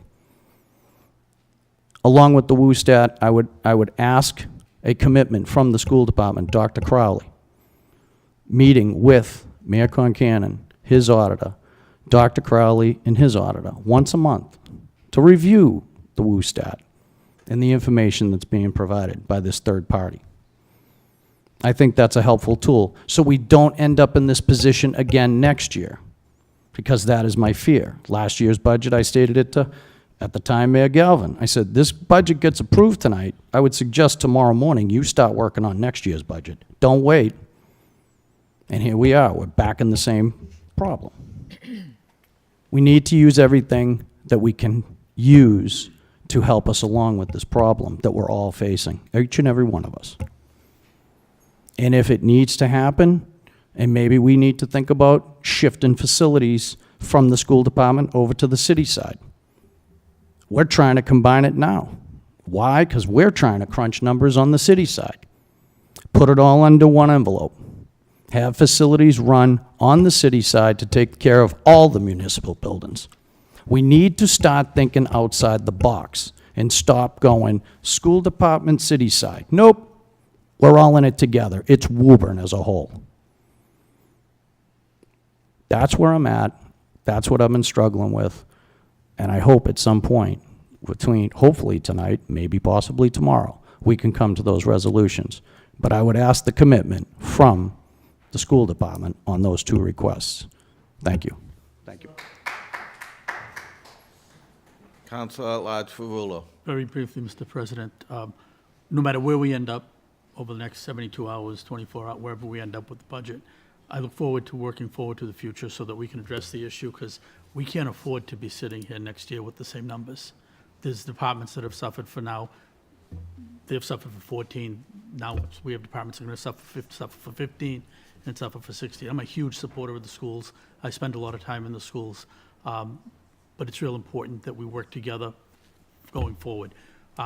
Just to help with Lou, I still believe WUSTAT's not a financial monitor. It's a performance matrix monitor. I lived it for 8 years with Mayor Galvin in UMass Boston. It was an educational experience for me, and it helped me become a better police chief at the time. I'm a huge supporter of that. I'm a huge supporter of the schools, but I'm also a huge supporter of about 90 of Marie Lingblom's constituents today that called me on the phone. Good job getting the vote out, Marie. And I just want to say, moving forward, I look toward the next 12 months to make next year's process a much more better, cohesive, while respecting the statutory autonomy of the school department to move forward. Thank you. Councilor Boone, before I have you speak, could I have Chair Lipset, where the public is Certainly. still open? Of course. Thank you. I'm going to be back here tomorrow night. And Dr. Crowley. Matt? No, I said yes to So we just wanted to. You just state your name for the record, please, and speak into the microphone. Thank you very much. Andrew Lipset, 50 Arlington Road, Chair of the Woburn School Committee. Oh, Matt Crowley. I do not reside in Woburn. Superintendent of Public Schools is fine. Gentlemen, you have the floor. We just wanted to come up and thank you, Councilor DeMombro and other councilors for bringing up some of the, WUSTAT and some of the ways in which the schools could be collaborative. I'll let Dr. Crowley speak to. Sure. So, quite simply, yes, I'm happy to do WUSTAT. I believe when Chief sorry. He's better looking than me. Chief Ferrulo says it's more of an efficiency tool. I believe you. We've had a long relationship. We trust each other. If it helps the school district improve in any way, shape, or form, I'm all for it. And so I would support that. I would also tell you that we do have meetings with the mayor and the auditor. Those have been happening. Actually, started happening really in COVID, and we weekly, but we certainly do the monthly meetings as well. We've collaborated through this process. Everything that you've heard us say is, there's nothing that's not transparent. I would also, though, tell you that the school committee does have a finance and personnel subcommittee that meets every 2 weeks and reviews list of bills, balance of accounts. Those are public meetings, and so those need to continue. It's statutory. That's their obligation on the school committee side. Again, there's nothing to hide, and so I reiterate my earlier remarks that I appreciate the mayor's support of our budget. Ms. Campbell, I appreciate your comments, but we need to operationalize the school district, and we do have legal obligations by June 15th. We've been at a standstill now for about a month, and so it's very important that we are able to move forward and move forward together. And again, I appreciate your time and support.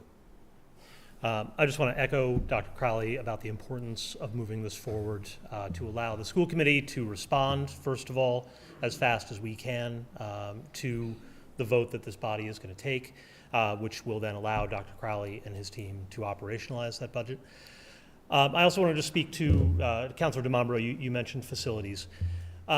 This is not something that I, as school committee chair, could make a commitment to. I am one of 7 members of a school committee that has our own legal standing. What I can say is I personally have, and I know that other members of the committee have looked into how this has worked in communities that have approached this. This is a statutory thing. This is Chapter 71, Section 37M. In order to approve of the combination of administrative things like school facilities or things like personnel or whatever it may be, the city council would first have to, I believe on the recommendation of the mayor, to approve of Chapter 71, Section 37M. At that time, there would be a discussion in terms of putting together a plan in terms of how we would bring, how we would discuss any merger of city or school facilities or any other areas. In many communities, this has come with a long public process. This has come with impact bargaining for affected unions. This has come with discussions of chains of command, things that the school committee has been asking about since this was brought up. I cannot give any commitment as to how any vote would go. I am one of 7 members. What I can say is that if the council does approve Chapter 71, 37M, and if there is a plan that is brought forward, the school committee is happy to listen to it. We are happy to take it under advisement. We are happy to consider it. That is all that I can offer you as a guarantee. But I can certainly guarantee you that audience, and it will be a fair audience. Yes, Councilor DeMambro. And just to clarify, Dr. Crowley, and I appreciate your comments, and I appreciate the commitment, thank you. In no way, shape, or form am I suggesting you guys don't communicate, yourself, Chair Lipsitz, and the mayor, and Charlie. I know all of the meetings that have gone on in the last 6 months, several years. And I appreciate that. And no one's saying that there's anything being hidden or anything else. All I'm saying is this analytical tool is just something, and you guys could be crossing all your T's, dotting all your I's. It could be flight perfect. I'm just saying it's just another tool. And like I said last Thursday, exhaust every single tool in the toolbox so I just don't want to see any reason why anyone could ever say to us, well, you didn't do this or you didn't do that. Exhaust all options. And this way, hopefully, we can come to a better budget, process next year through this process. And as for the maintenance, I understand that. I know that is a big ask. I know it's going to take more than just tonight. That will take probably several weeks, if not a few months. Hopefully, it can be implemented, hopefully by the school year starting in September. But I appreciate the commitment from both of you. Thank you. Thank you, gentlemen. Thank you. Councilor Braun. Thank you. Before I start, and I promise I won't take too long, I want to get clear, this discussion about the tax increase, that wasn't a scare tactic. Those numbers aren't being made up. They are absolutely an estimate, but they are pretty darn close, and our assessor knows what he's talking about. So for the comment, I know there was a comment earlier, why didn't my taxes go up last year? I partially answered it, so let me answer it fully. For the big piece that really helped last year, that I can assure you is not there this year. Verizon and Amazon provided over $7 million in commercial total valuations. That number helped keep everybody's taxes down despite the very large increase in the school budget. And then, of course, the other things that I mentioned earlier about the local receipts projection, originally only 16.5% projected. We got 19.5%. That's not going to happen this year. This is not gloom and doom. This is the realistic portion of what we're facing.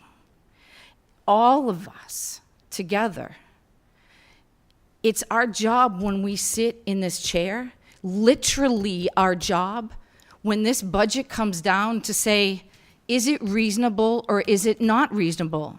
It gives me no pleasure at all to say to the new mayor or anybody else in this room, I can't support this. I talked to you earlier tonight, Mike. I'm sorry, but I find it difficult to wrap my arms around that any budget, whether it's my own home budget or a budget that's millions and millions and millions of dollars, that there's zero place that we can cut. I can't even get my arms around that. I truly can't. And please understand, I support an increase for the schools. I would support a substantial increase for the schools. It's time. We started last year. But 14.45%, I cannot and I will not support that. And I've spent the better part of Thursday, Friday, Saturday, and Sunday talking to as many people in this city as I could. And I put that number out there. And again, I'll assure you, that's not a scare tactic. And a lot of people have no idea that this is coming their way.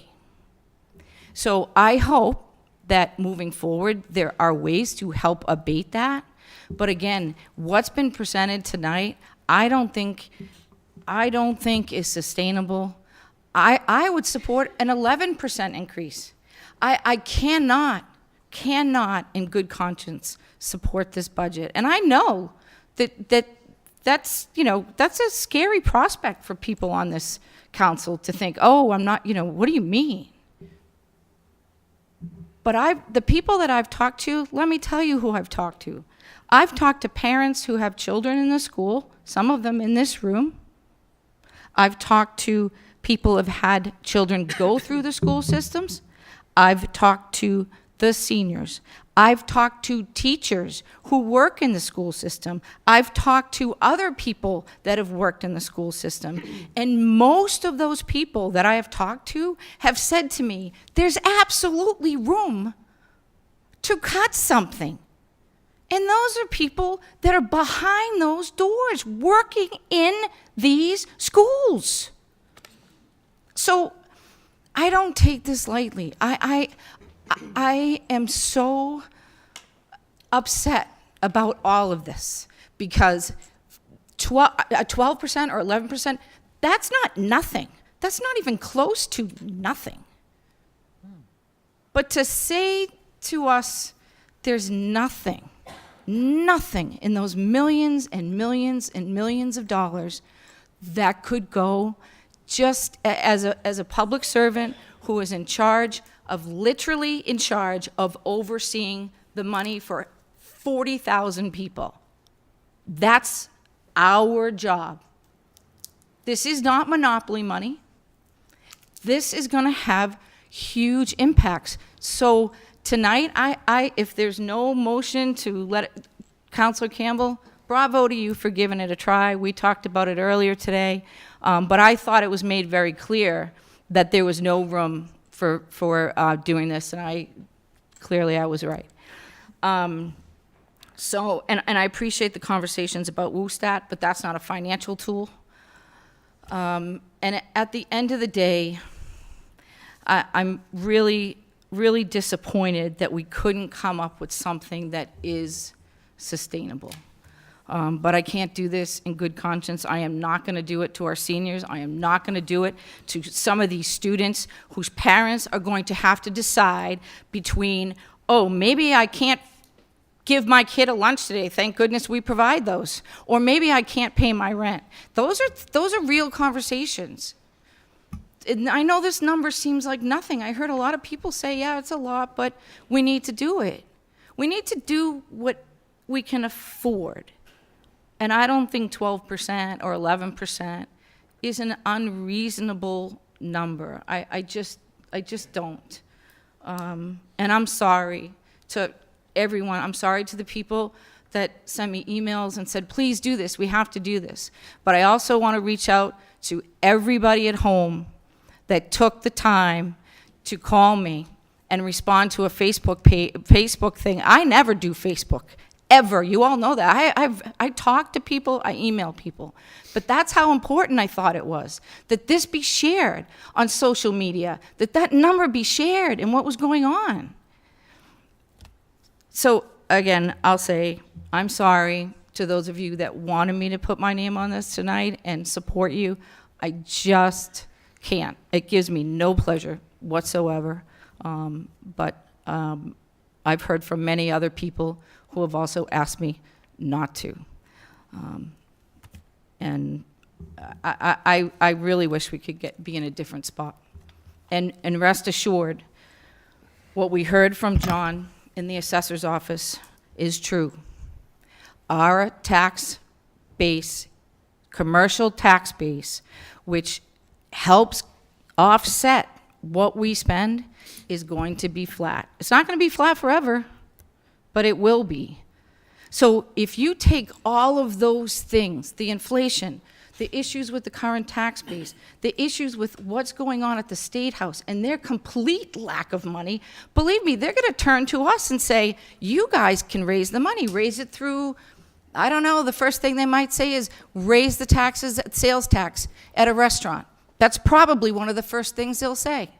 Oh, you can get the money. You don't need to come to us. We don't have it. So those are all the real conversations that we have to have as elected officials. One of the hardest things to do in this seat that I have found in 18 years, it's easy to say yes. It's so easy. This is not easy. But it's important and it's necessary. And I'm sorry, but I won't be supporting that 14.5% tonight. Thank you. Anyone else? Mr. Chairman, can I propose a 5-minute recess? Second. The motion and the second for a 5-minute recess. All in favor? Aye. That passes. Thank you.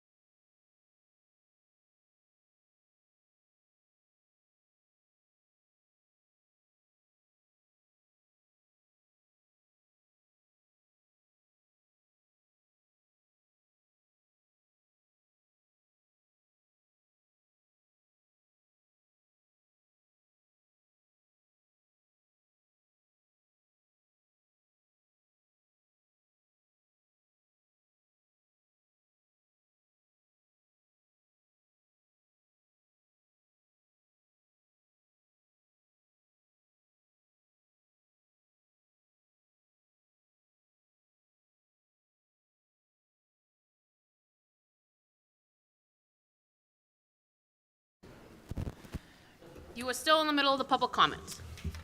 Is where we left. Anyone on the council with any further questions? Make a motion to close the public hearing. Second. I hope, I'll withdraw. Auditor Doherty?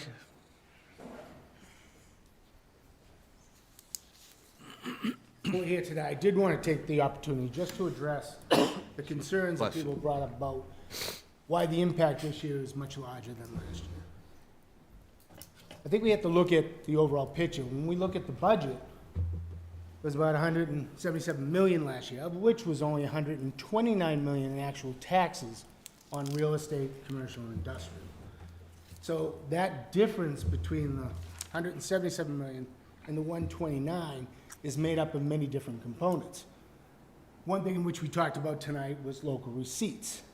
It's not what we actually brought in from local receipts, it's what we used during the tax certification as a number that we believe will come in as local receipts. We had just come out of the COVID era, and it was, our receipts had been down. One year we used the FEMA money that helped us offset the actual lost local receipts that we had because of COVID. But since then, we've been steadily climbing back. And last year, when we did see a larger increase in the budget on the school side, also a little bit on the city side, the idea was we increased local receipts last year for the first time in a while. So we were able to go from basically $16.5 million to $19.5 million on local receipts. What that does is when we set that tax rate, it automatically allows us to reduce the burden on the taxpayers by that $3 million. Because that is now going to be collected through local receipts and not through property taxes. And as had been alluded to also, snow and ice last year, we had none. That helps us. Any deficits that we have, like snow and ice, is raised through the tax process when we do the tax certification too. So when we don't have a deficit, it actually helps us with our overall numbers that year. More of the money that we are collecting will go directly and offset the burden on the taxpayers. So I just wanted to address that because that's close to $4 million last year. So when we say it went up $7 million last year, but we didn't have that impact, why? It's really because we're able to take advantage of increased local receipts, lack of deficits, and some stronger numbers last year on the commercial and industrial side, which helped us keep that, the percentages on both sides stable to the advantage of the residents. This year, we're facing commercial flat, residential still going up. It's great for us to own homes, but the fact is, just because my property value is going up doesn't mean I'm going to save any money. I'm probably going to pay more in taxes. And this year, we don't have that extra capacity to increase local receipts again. We're watching them. Believe me, if it's a tool that I think that we can use at tax certification time, we will do it. But that extra gap that we were able to use last year to protect the city and the taxpayers isn't available to that full extent this year. That's why all of these components of what led to this year's tax increase will be significantly more. I do want to say, we're using a ballpark of $41 for, per $1 million that goes up for the city. Where budget's going up about 14.3 million this year. That's how we come up with that number. It's an average tax increase of roughly $80. And that's on the average home. Average home in Woburn is shooting for probably around 589,000 now. So you can take that number. If you're less than that assessed value or above that, you will have a spread and an increase based on that. But that's a good ballpark. I mean, hopefully we get good news, things change. Last year when we got the numbers for Eversource and Amazon, that helps us too because that brings up their valuations. It's not just property valuations, it's personal property and everything else that helps those evaluations go up so we can have less burden on the taxpayers. This year, the Eversource is starting to dry up because that project's ending. We're also having some challenges from Verizon on the polls and everything else. So we see a challenge there. That's why we're not really anticipating that extra capacity for any offset there. I just want to make sure that that was understood from a bigger perspective, because like I said, when we pass a budget of $190 million, it's not all property taxes that pay for that. It's a good part of it, but really there's a lot of other components that go in there. Thank you, Charlie. Thank you, Charlie. Thank you, Charlie.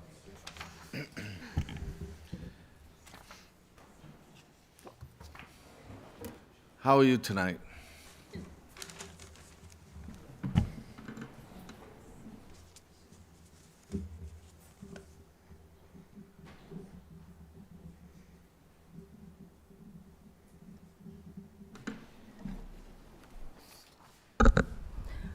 For the record, my name is Catherine Shaughnessy, and I reside at 31 Scott Street, Woburn, Ward 3, Precinct 1. I think we understand, at least I think I do anyway, I think I have a little experience on budgets, that things are flat with industry. But things are flat also for the residents of the city of Woburn. There's so much industry in Woburn, and they have brought in a lot of money, which offsets the tax rate for the homeowners. And that's good. But it's a trade-off. The this industry in some neighborhoods, North Woburn, East Woburn, the South End, the cars are clogging up the streets in the city of Woburn. I can't even get out of my own neighborhood in Hammond Square, which is your ward and your ward. It's getting harder and harder. And these are the things that the taxpayers put up with, and now it's been the trade-off. So now things are flat, it's not coming in, we still have to put up with what we have to put up with. But the economy is also affecting the seniors here, who are not getting a 15% COLA increase. An increase like this magnitude, it's huge. It can be catastrophic for some.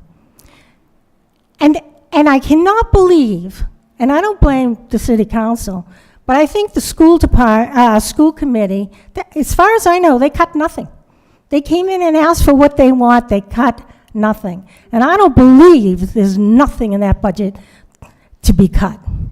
There is fluff in that budget.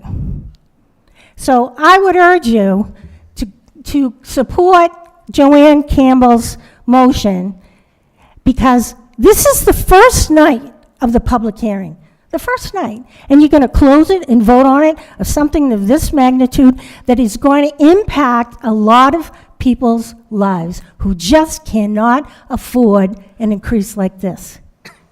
And yeah, it's not a good thing to lose your job. I don't want anybody to lose their job. But I think it's a lot sadder to lose your house. So I would appreciate if you would send it back to the school committee, because there's fluff in there to be cut. And make a good faith effort to do that. Thank you. Thank you. Is there anyone else?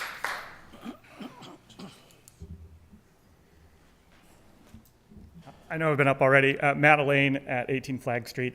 I've heard now a couple times the fact that the budget from the school committee was not cut at all. I just want to point out, as someone who's listened to many school committee meetings and followed their budgeting process, that that's just not true. The draft, the version of the budget that went to the mayor and came here has been through rounds of discussion with school principals, with school administration, with the school committee to arrive at the version that they need that came here. There are many things on their wish list that are not in that budget. There are many things that our schools need that are not in that budget.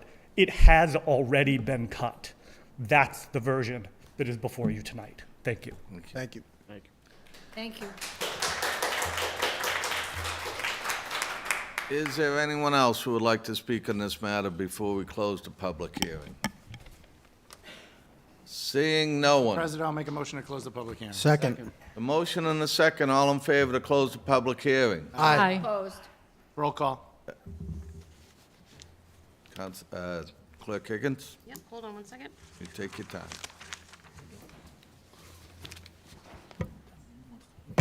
Roll call vote to close the public hearing. Counsel Campbell. Opposed. Counsel Demers. Aye. Counsel DeMambro. Aye. Counsel Ferrullo. Aye. Counsel Mercer Bruin. Opposed. Counsel Papalato. Opposed. Counsel Toro. Aye. Counsel Viola. Aye. President Dillon. Aye. Motion passes. Public hearing is closed.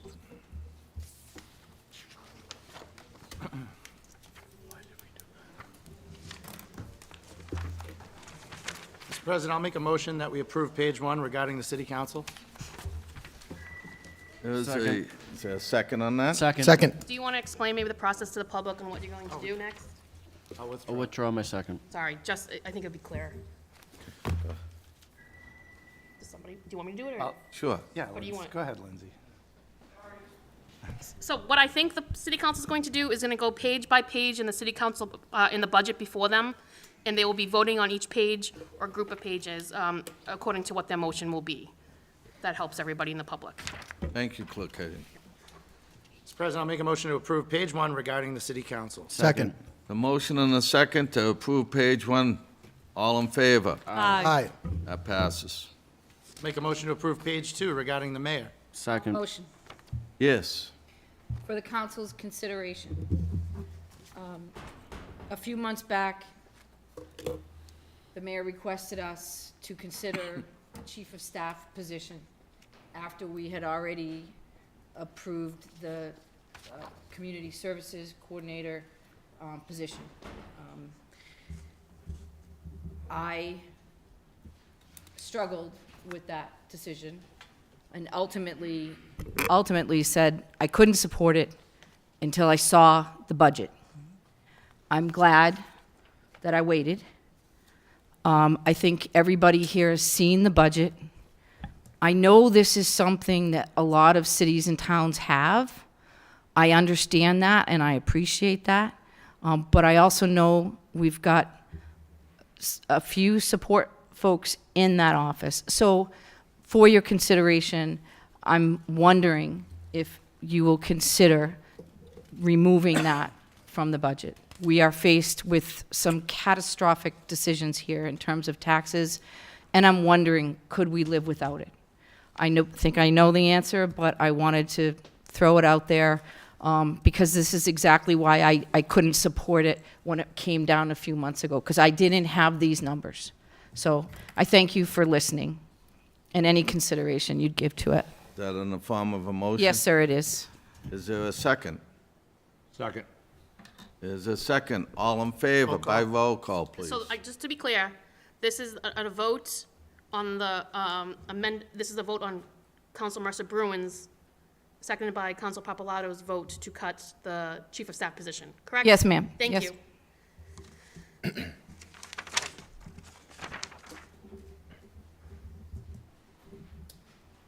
Everyone understand? Yep. Okay. Council Campbell, Opposed. Council Demers, Opposed. Council DeMambro, Opposed. Council Ferrullo, Opposed. Council Mercer Bruin, Favor. Council Papalato, Favor. Council Toro, Opposed. Council Viola, Opposed. Council Dillon, President Dillon, excuse me. Opposed? Motion fails. Thank you.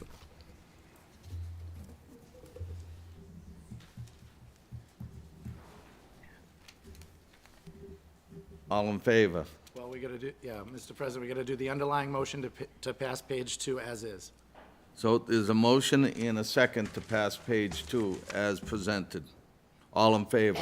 Aye. Aye. That passes. Make a motion that we approve page 3 regarding community services. Second. The motion and a second to approve page 3 regarding community services. All in favor? Aye. That passes. I'll make a motion to approve page 4 regarding the auditor. Second. Second. The motion and a second to approve page 4 regarding the auditor. All in favor? Aye. That passes. Make a motion to approve page 5 regarding purchasing. Second. So motion made and a second to approve page 5 regarding purchasing. All in favor? Aye. That passes. Make a motion to approve page 6 regarding the assessor's office. Second. All in favor? Aye. The motion, thank you. Make a motion to approve page 7 regarding the treasurer collector. Second. Motion made and a second to approve page 7 regarding the treasurer collector. All in favor? Aye. That passes.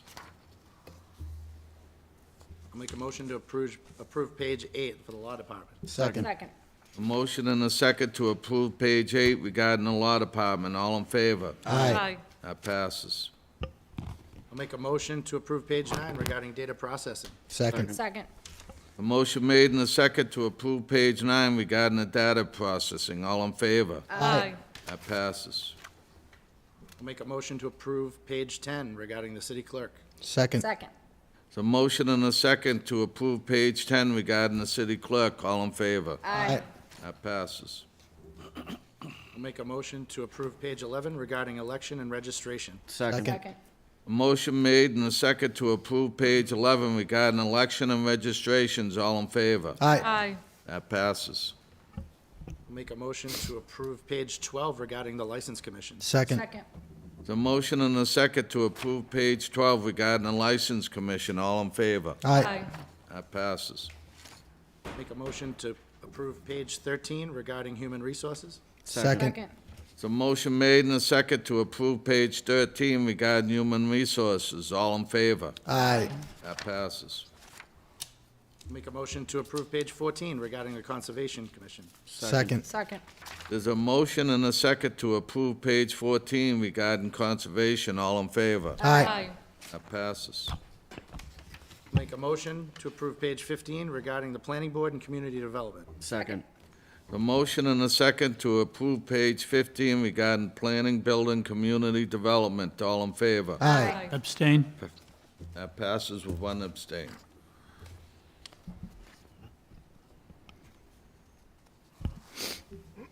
I'll make a motion to approve page 16 regarding the Board of Appeals. Second. Second. It's a motion made and a second to approve page 16 regarding Board of Appeals. All in favor? Aye. Aye. Passes. Make a motion to approve page 17 regarding sundry boards. Second. A motion and a second to approve page 17 regarding sundry boards. All in favor? Aye. Passes. I'll make a motion to approve pages 18 to 23 collectively regarding the police. Second. A motion and a second to approve page 18 to 23 regarding the police. All in favor? Aye. Abstain? Abstain as well. Passes with two abstains. Make a motion to approve pages 24 to 27 collectively regarding the fire department. Second. A motion and a second to approve page 24 to 27 regarding the fire. All in favor? Aye. That passes. Make a motion to approve page page 29 regarding the sealer of weights. Second. I'm I'll sorry. withdraw, I skipped the Sorry, page, my you skipped the apologies. page. That's okay. My eyes are crossing. I'll make a motion to approve page 28 regarding the inspectional services department. Second. Motion made and a second to approve page 28 regarding inspectional services. All in favor? Aye. That passes. I'll make a motion to approve page 29 regarding the sealer of weights. Second. A motion and a second to approve page 29 regarding sealer of weights. All in favor? Aye. That passes. I'll make a motion to approve page 31 as amended regarding the Woburn Public Schools, Northeast Regional, and Essex North Shore Agricultural and Technical School District. There is a motion and a second? No. There was a second? Second. A motion and a second to approve page 31 as amended regarding the Woburn Schools, Northeast Regional, Essex North Shore Agricultural and Technical School Districts. Excuse me, On the Mr. motion? President, can we take those separately, please? Yes, we can. So, we'll take them one at a time. Thank you. I'll withdraw my motion if Thank that's you. the preference. You want to make that in the form of a motion to take them separately? Yes, please. So, Second. there's So a moved. motion, is there a second? Second.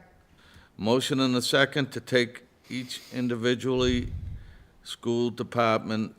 All in favor? Aye. Aye.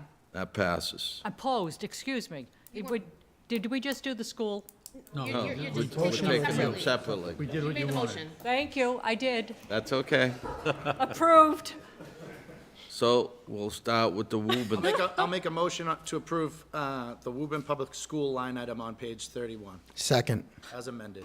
There's a motion and a second to approve the Woburn Schools as amended on page 31.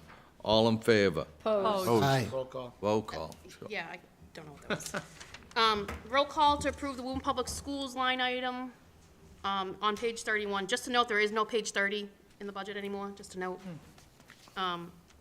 This, again, to approve the Woburn Public Schools line item. Counsel Campbell. Opposed. Sorry, just making a note. Counsel Demers. Favor. Counsel DeMambro. Favor. Counsel Ferrullo. Favor. Counsel Mercer Bruin. Opposed. Counsel Papalato. Opposed. Counsel Toro. Favor. Counsel Viola. Favor. President Dillon, excuse me. Favor. Motion passes.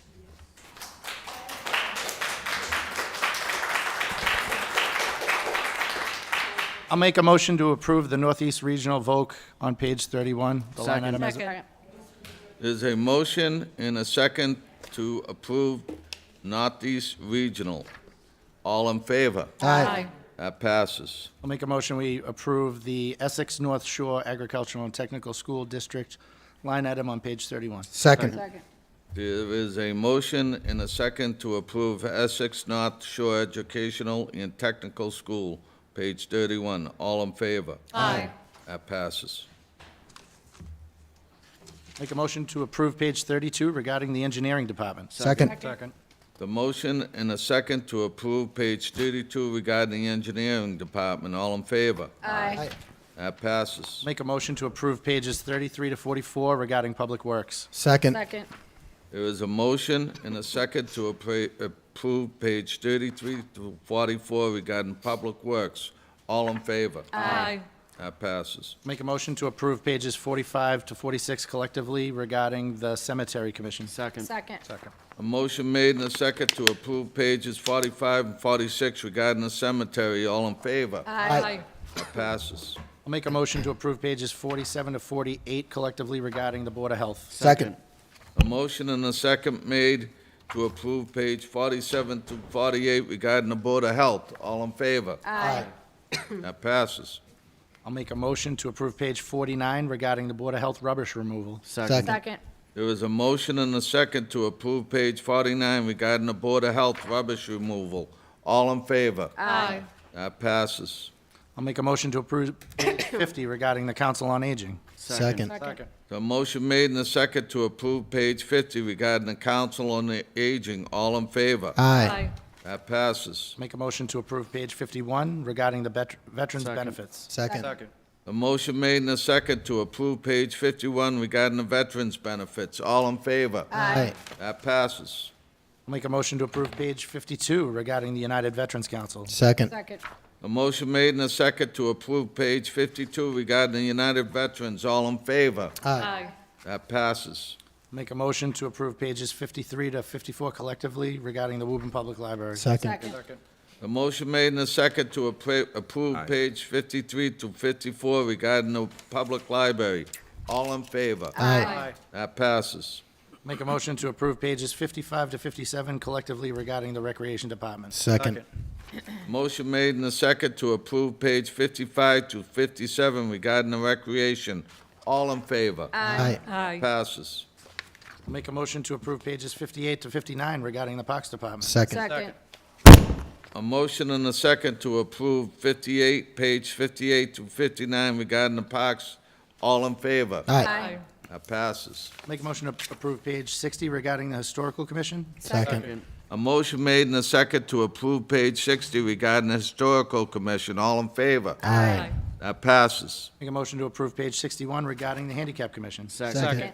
The motion and a second to approve page 61 regarding the Handicap Commission. All in favor? Aye. That passes. Make a motion to approve page 62 regarding the Biotech Commission. Second. Motion made and a second to approve page 62 regarding the Biotech Commission. All in favor? Aye. That passes. I'll make a motion to approve page 63 regarding the Agricultural Commission. Second. Second. Motion made and a second to approve page 63 regarding the Agricultural Commission. All in favor? Aye. That passes. I'll make a motion that we approve page 64 regarding the Traffic Commission. Second. Second. Motion made and a second to approve page 64 regarding the Traffic Commission. All in favor? Aye. That passes. I'll make a motion to approve page 65 regarding the Human Rights Commission. Second. A motion made and a second to approve page 65 regarding the Human Rights Commission. All in favor? Aye. That passes. I'll make a motion to approve page 66 regarding the Historical District Commission. Second. A motion made and a second to approve page 66 regarding the Historical District Commission. All in favor? Aye. That passes. Make a motion to approve page 67 regarding the maturing debt. Second. There's a motion made and a second to approve page 67 regarding maturing debt. All in favor? Aye. That passes. Make a motion to approve page 68 regarding interest temp loans. Second. Motion made and a second to approve page 68 regarding interest temp loans. All in favor? Aye. That passes. Make a motion to approve page 69 regarding Woburn retirement. Second. Motion made and a second to approve page 69 regarding the Woburn retirement. All in favor? Aye. That passes. Make a motion to approve page 70 regarding non-contributory pensions. Second. The motion made and a second to approve page 70 regarding non-contributory pensions. All in favor? Aye. That passes. Make a motion to approve page 71 regarding unemployment. Second. Motion made and a second to approve page 71 regarding unemployment. All in favor? Aye. That passes. Make a motion to approve page 72 regarding the insurance. Second. Motion made and a second to approve page 72 regarding the insurance. All in favor? Aye. That passes. Make a motion to approve page 73 regarding the Medicare tax. Second. Second. Motion made and a second to approve page 73 regarding the Medicare tax. All in favor? Aye. That passes. I'll make a motion to approve pages 74 through 82 collectively, water and sewer enterprise fund budget. Second. There's a motion made and a second to approve pages 74 through 82 regarding the water and sewer enterprise fund budget. All in favor? Aye. That passes. Mr. President, can we ask for a brief recess? I'll to- make a motion for a Second. 5-minute recess. Second. There's a motion and a second for a 5-minute recess. All in favor? Aye. That passes.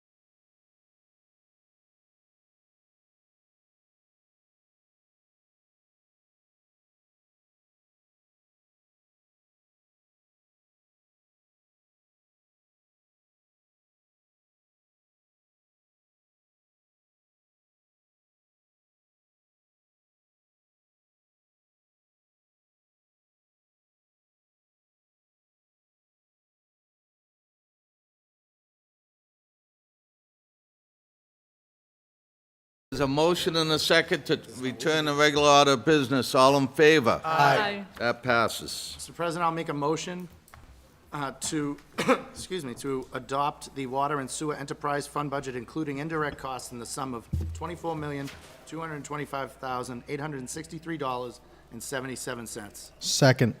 And it must be by roll call. Okay. Thank you. So in order to, for the Water and Sewer Enterprise Fund budget of $24,225,863.77 be adopted by roll call. Counselor Campbell. Favor. Counselor Demers. Favor. Counselor DeMambro. Favor. Counselor Ferrulo. Favor. Counselor Mercer Bruin. Favor. Counselor Papalato. Favor. Counselor Toro. Favor. Counselor Viola. Favor. President Dillon. Favor. That passes. Make a motion that the general fund budget in the sum of $177,455,240.26 be adopted. Second. Motion and a second. Roll call. For the general fund budget in the sum of $177,455,240.26 by roll call. Counselor Campbell. Opposed. Counselor Demers. Favor. Counselor DeMambro. Favor. I'm sorry, I couldn't hear you. Favor. Thank you. Counselor Ferrulo. Favor. Counselor Mercer Bruin. Opposed. Counselor Papalato. Opposed. Counselor Toro. Favor. Counselor Viola. Favor. President Dillon. Favor. That passes. And I'll make a motion that the total fiscal year 2025 budget for the city of Woburn in the sum of $199,597,904.50 be adopted. 45 cents? What'd you say? Oh, I'm sorry. Let me rephrase. Thank you. $199,597,904.45.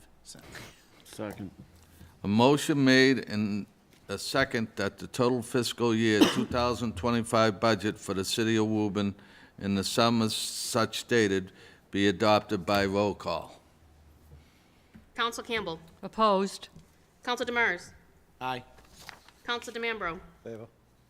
Counselor Ferrulo. Aye. Counselor Mercer Bruin. Opposed. Counselor Papalato. Opposed. Counselor Toro. Favor. Counselor Viola. Favor. President Dillon. Favor. That passes. Next item on the agenda we have is under transfers, appropriations, and orders. Is the capital budget fiscal year 2025 that the sum of $4,530,020.85 be transferred from unreserved fund balance account to various capital projects. Make a motion the matter be referred to the Committee on Finance. Second. Motion and a second to refer this to the Committee on Finance. All in favor? Aye. That passes. Next item on the agenda is the order that the sum of $10,000 be transferred from mayor's salary adjustment account to library salary account. Same motion. Second. Motion and a second. All in favor? Aye. That passes. Next on the item on the agenda is the order that the sum of $12,000 be transferred from workers' compensation account to census postage account. Same action. Second. Motion and a second. All in favor? Aye. That passes. On the order to revoke the opioid settlement stabilization fund and place in a special revenue fund. Make a motion to refer that matter to the Committee on Finance. Second. Motion and a second to refer that to Committee on Finance. All in favor? Aye. That passes. Order to call a special meeting on June 17, 2024 for continued debate on fiscal year 2025 budget. I make a motion to place on file. Second. Motion and a second to place on file. All in favor? Aye. Motion to adjourn. Before we adjourn, I'll withdraw. a moment of personal privilege. I'd just like to say publicly, I know how difficult tonight was, and I'm so very proud of this council, how they treated the public, how they worked so hard to make sure that everyone was heard and that they took everything into consideration.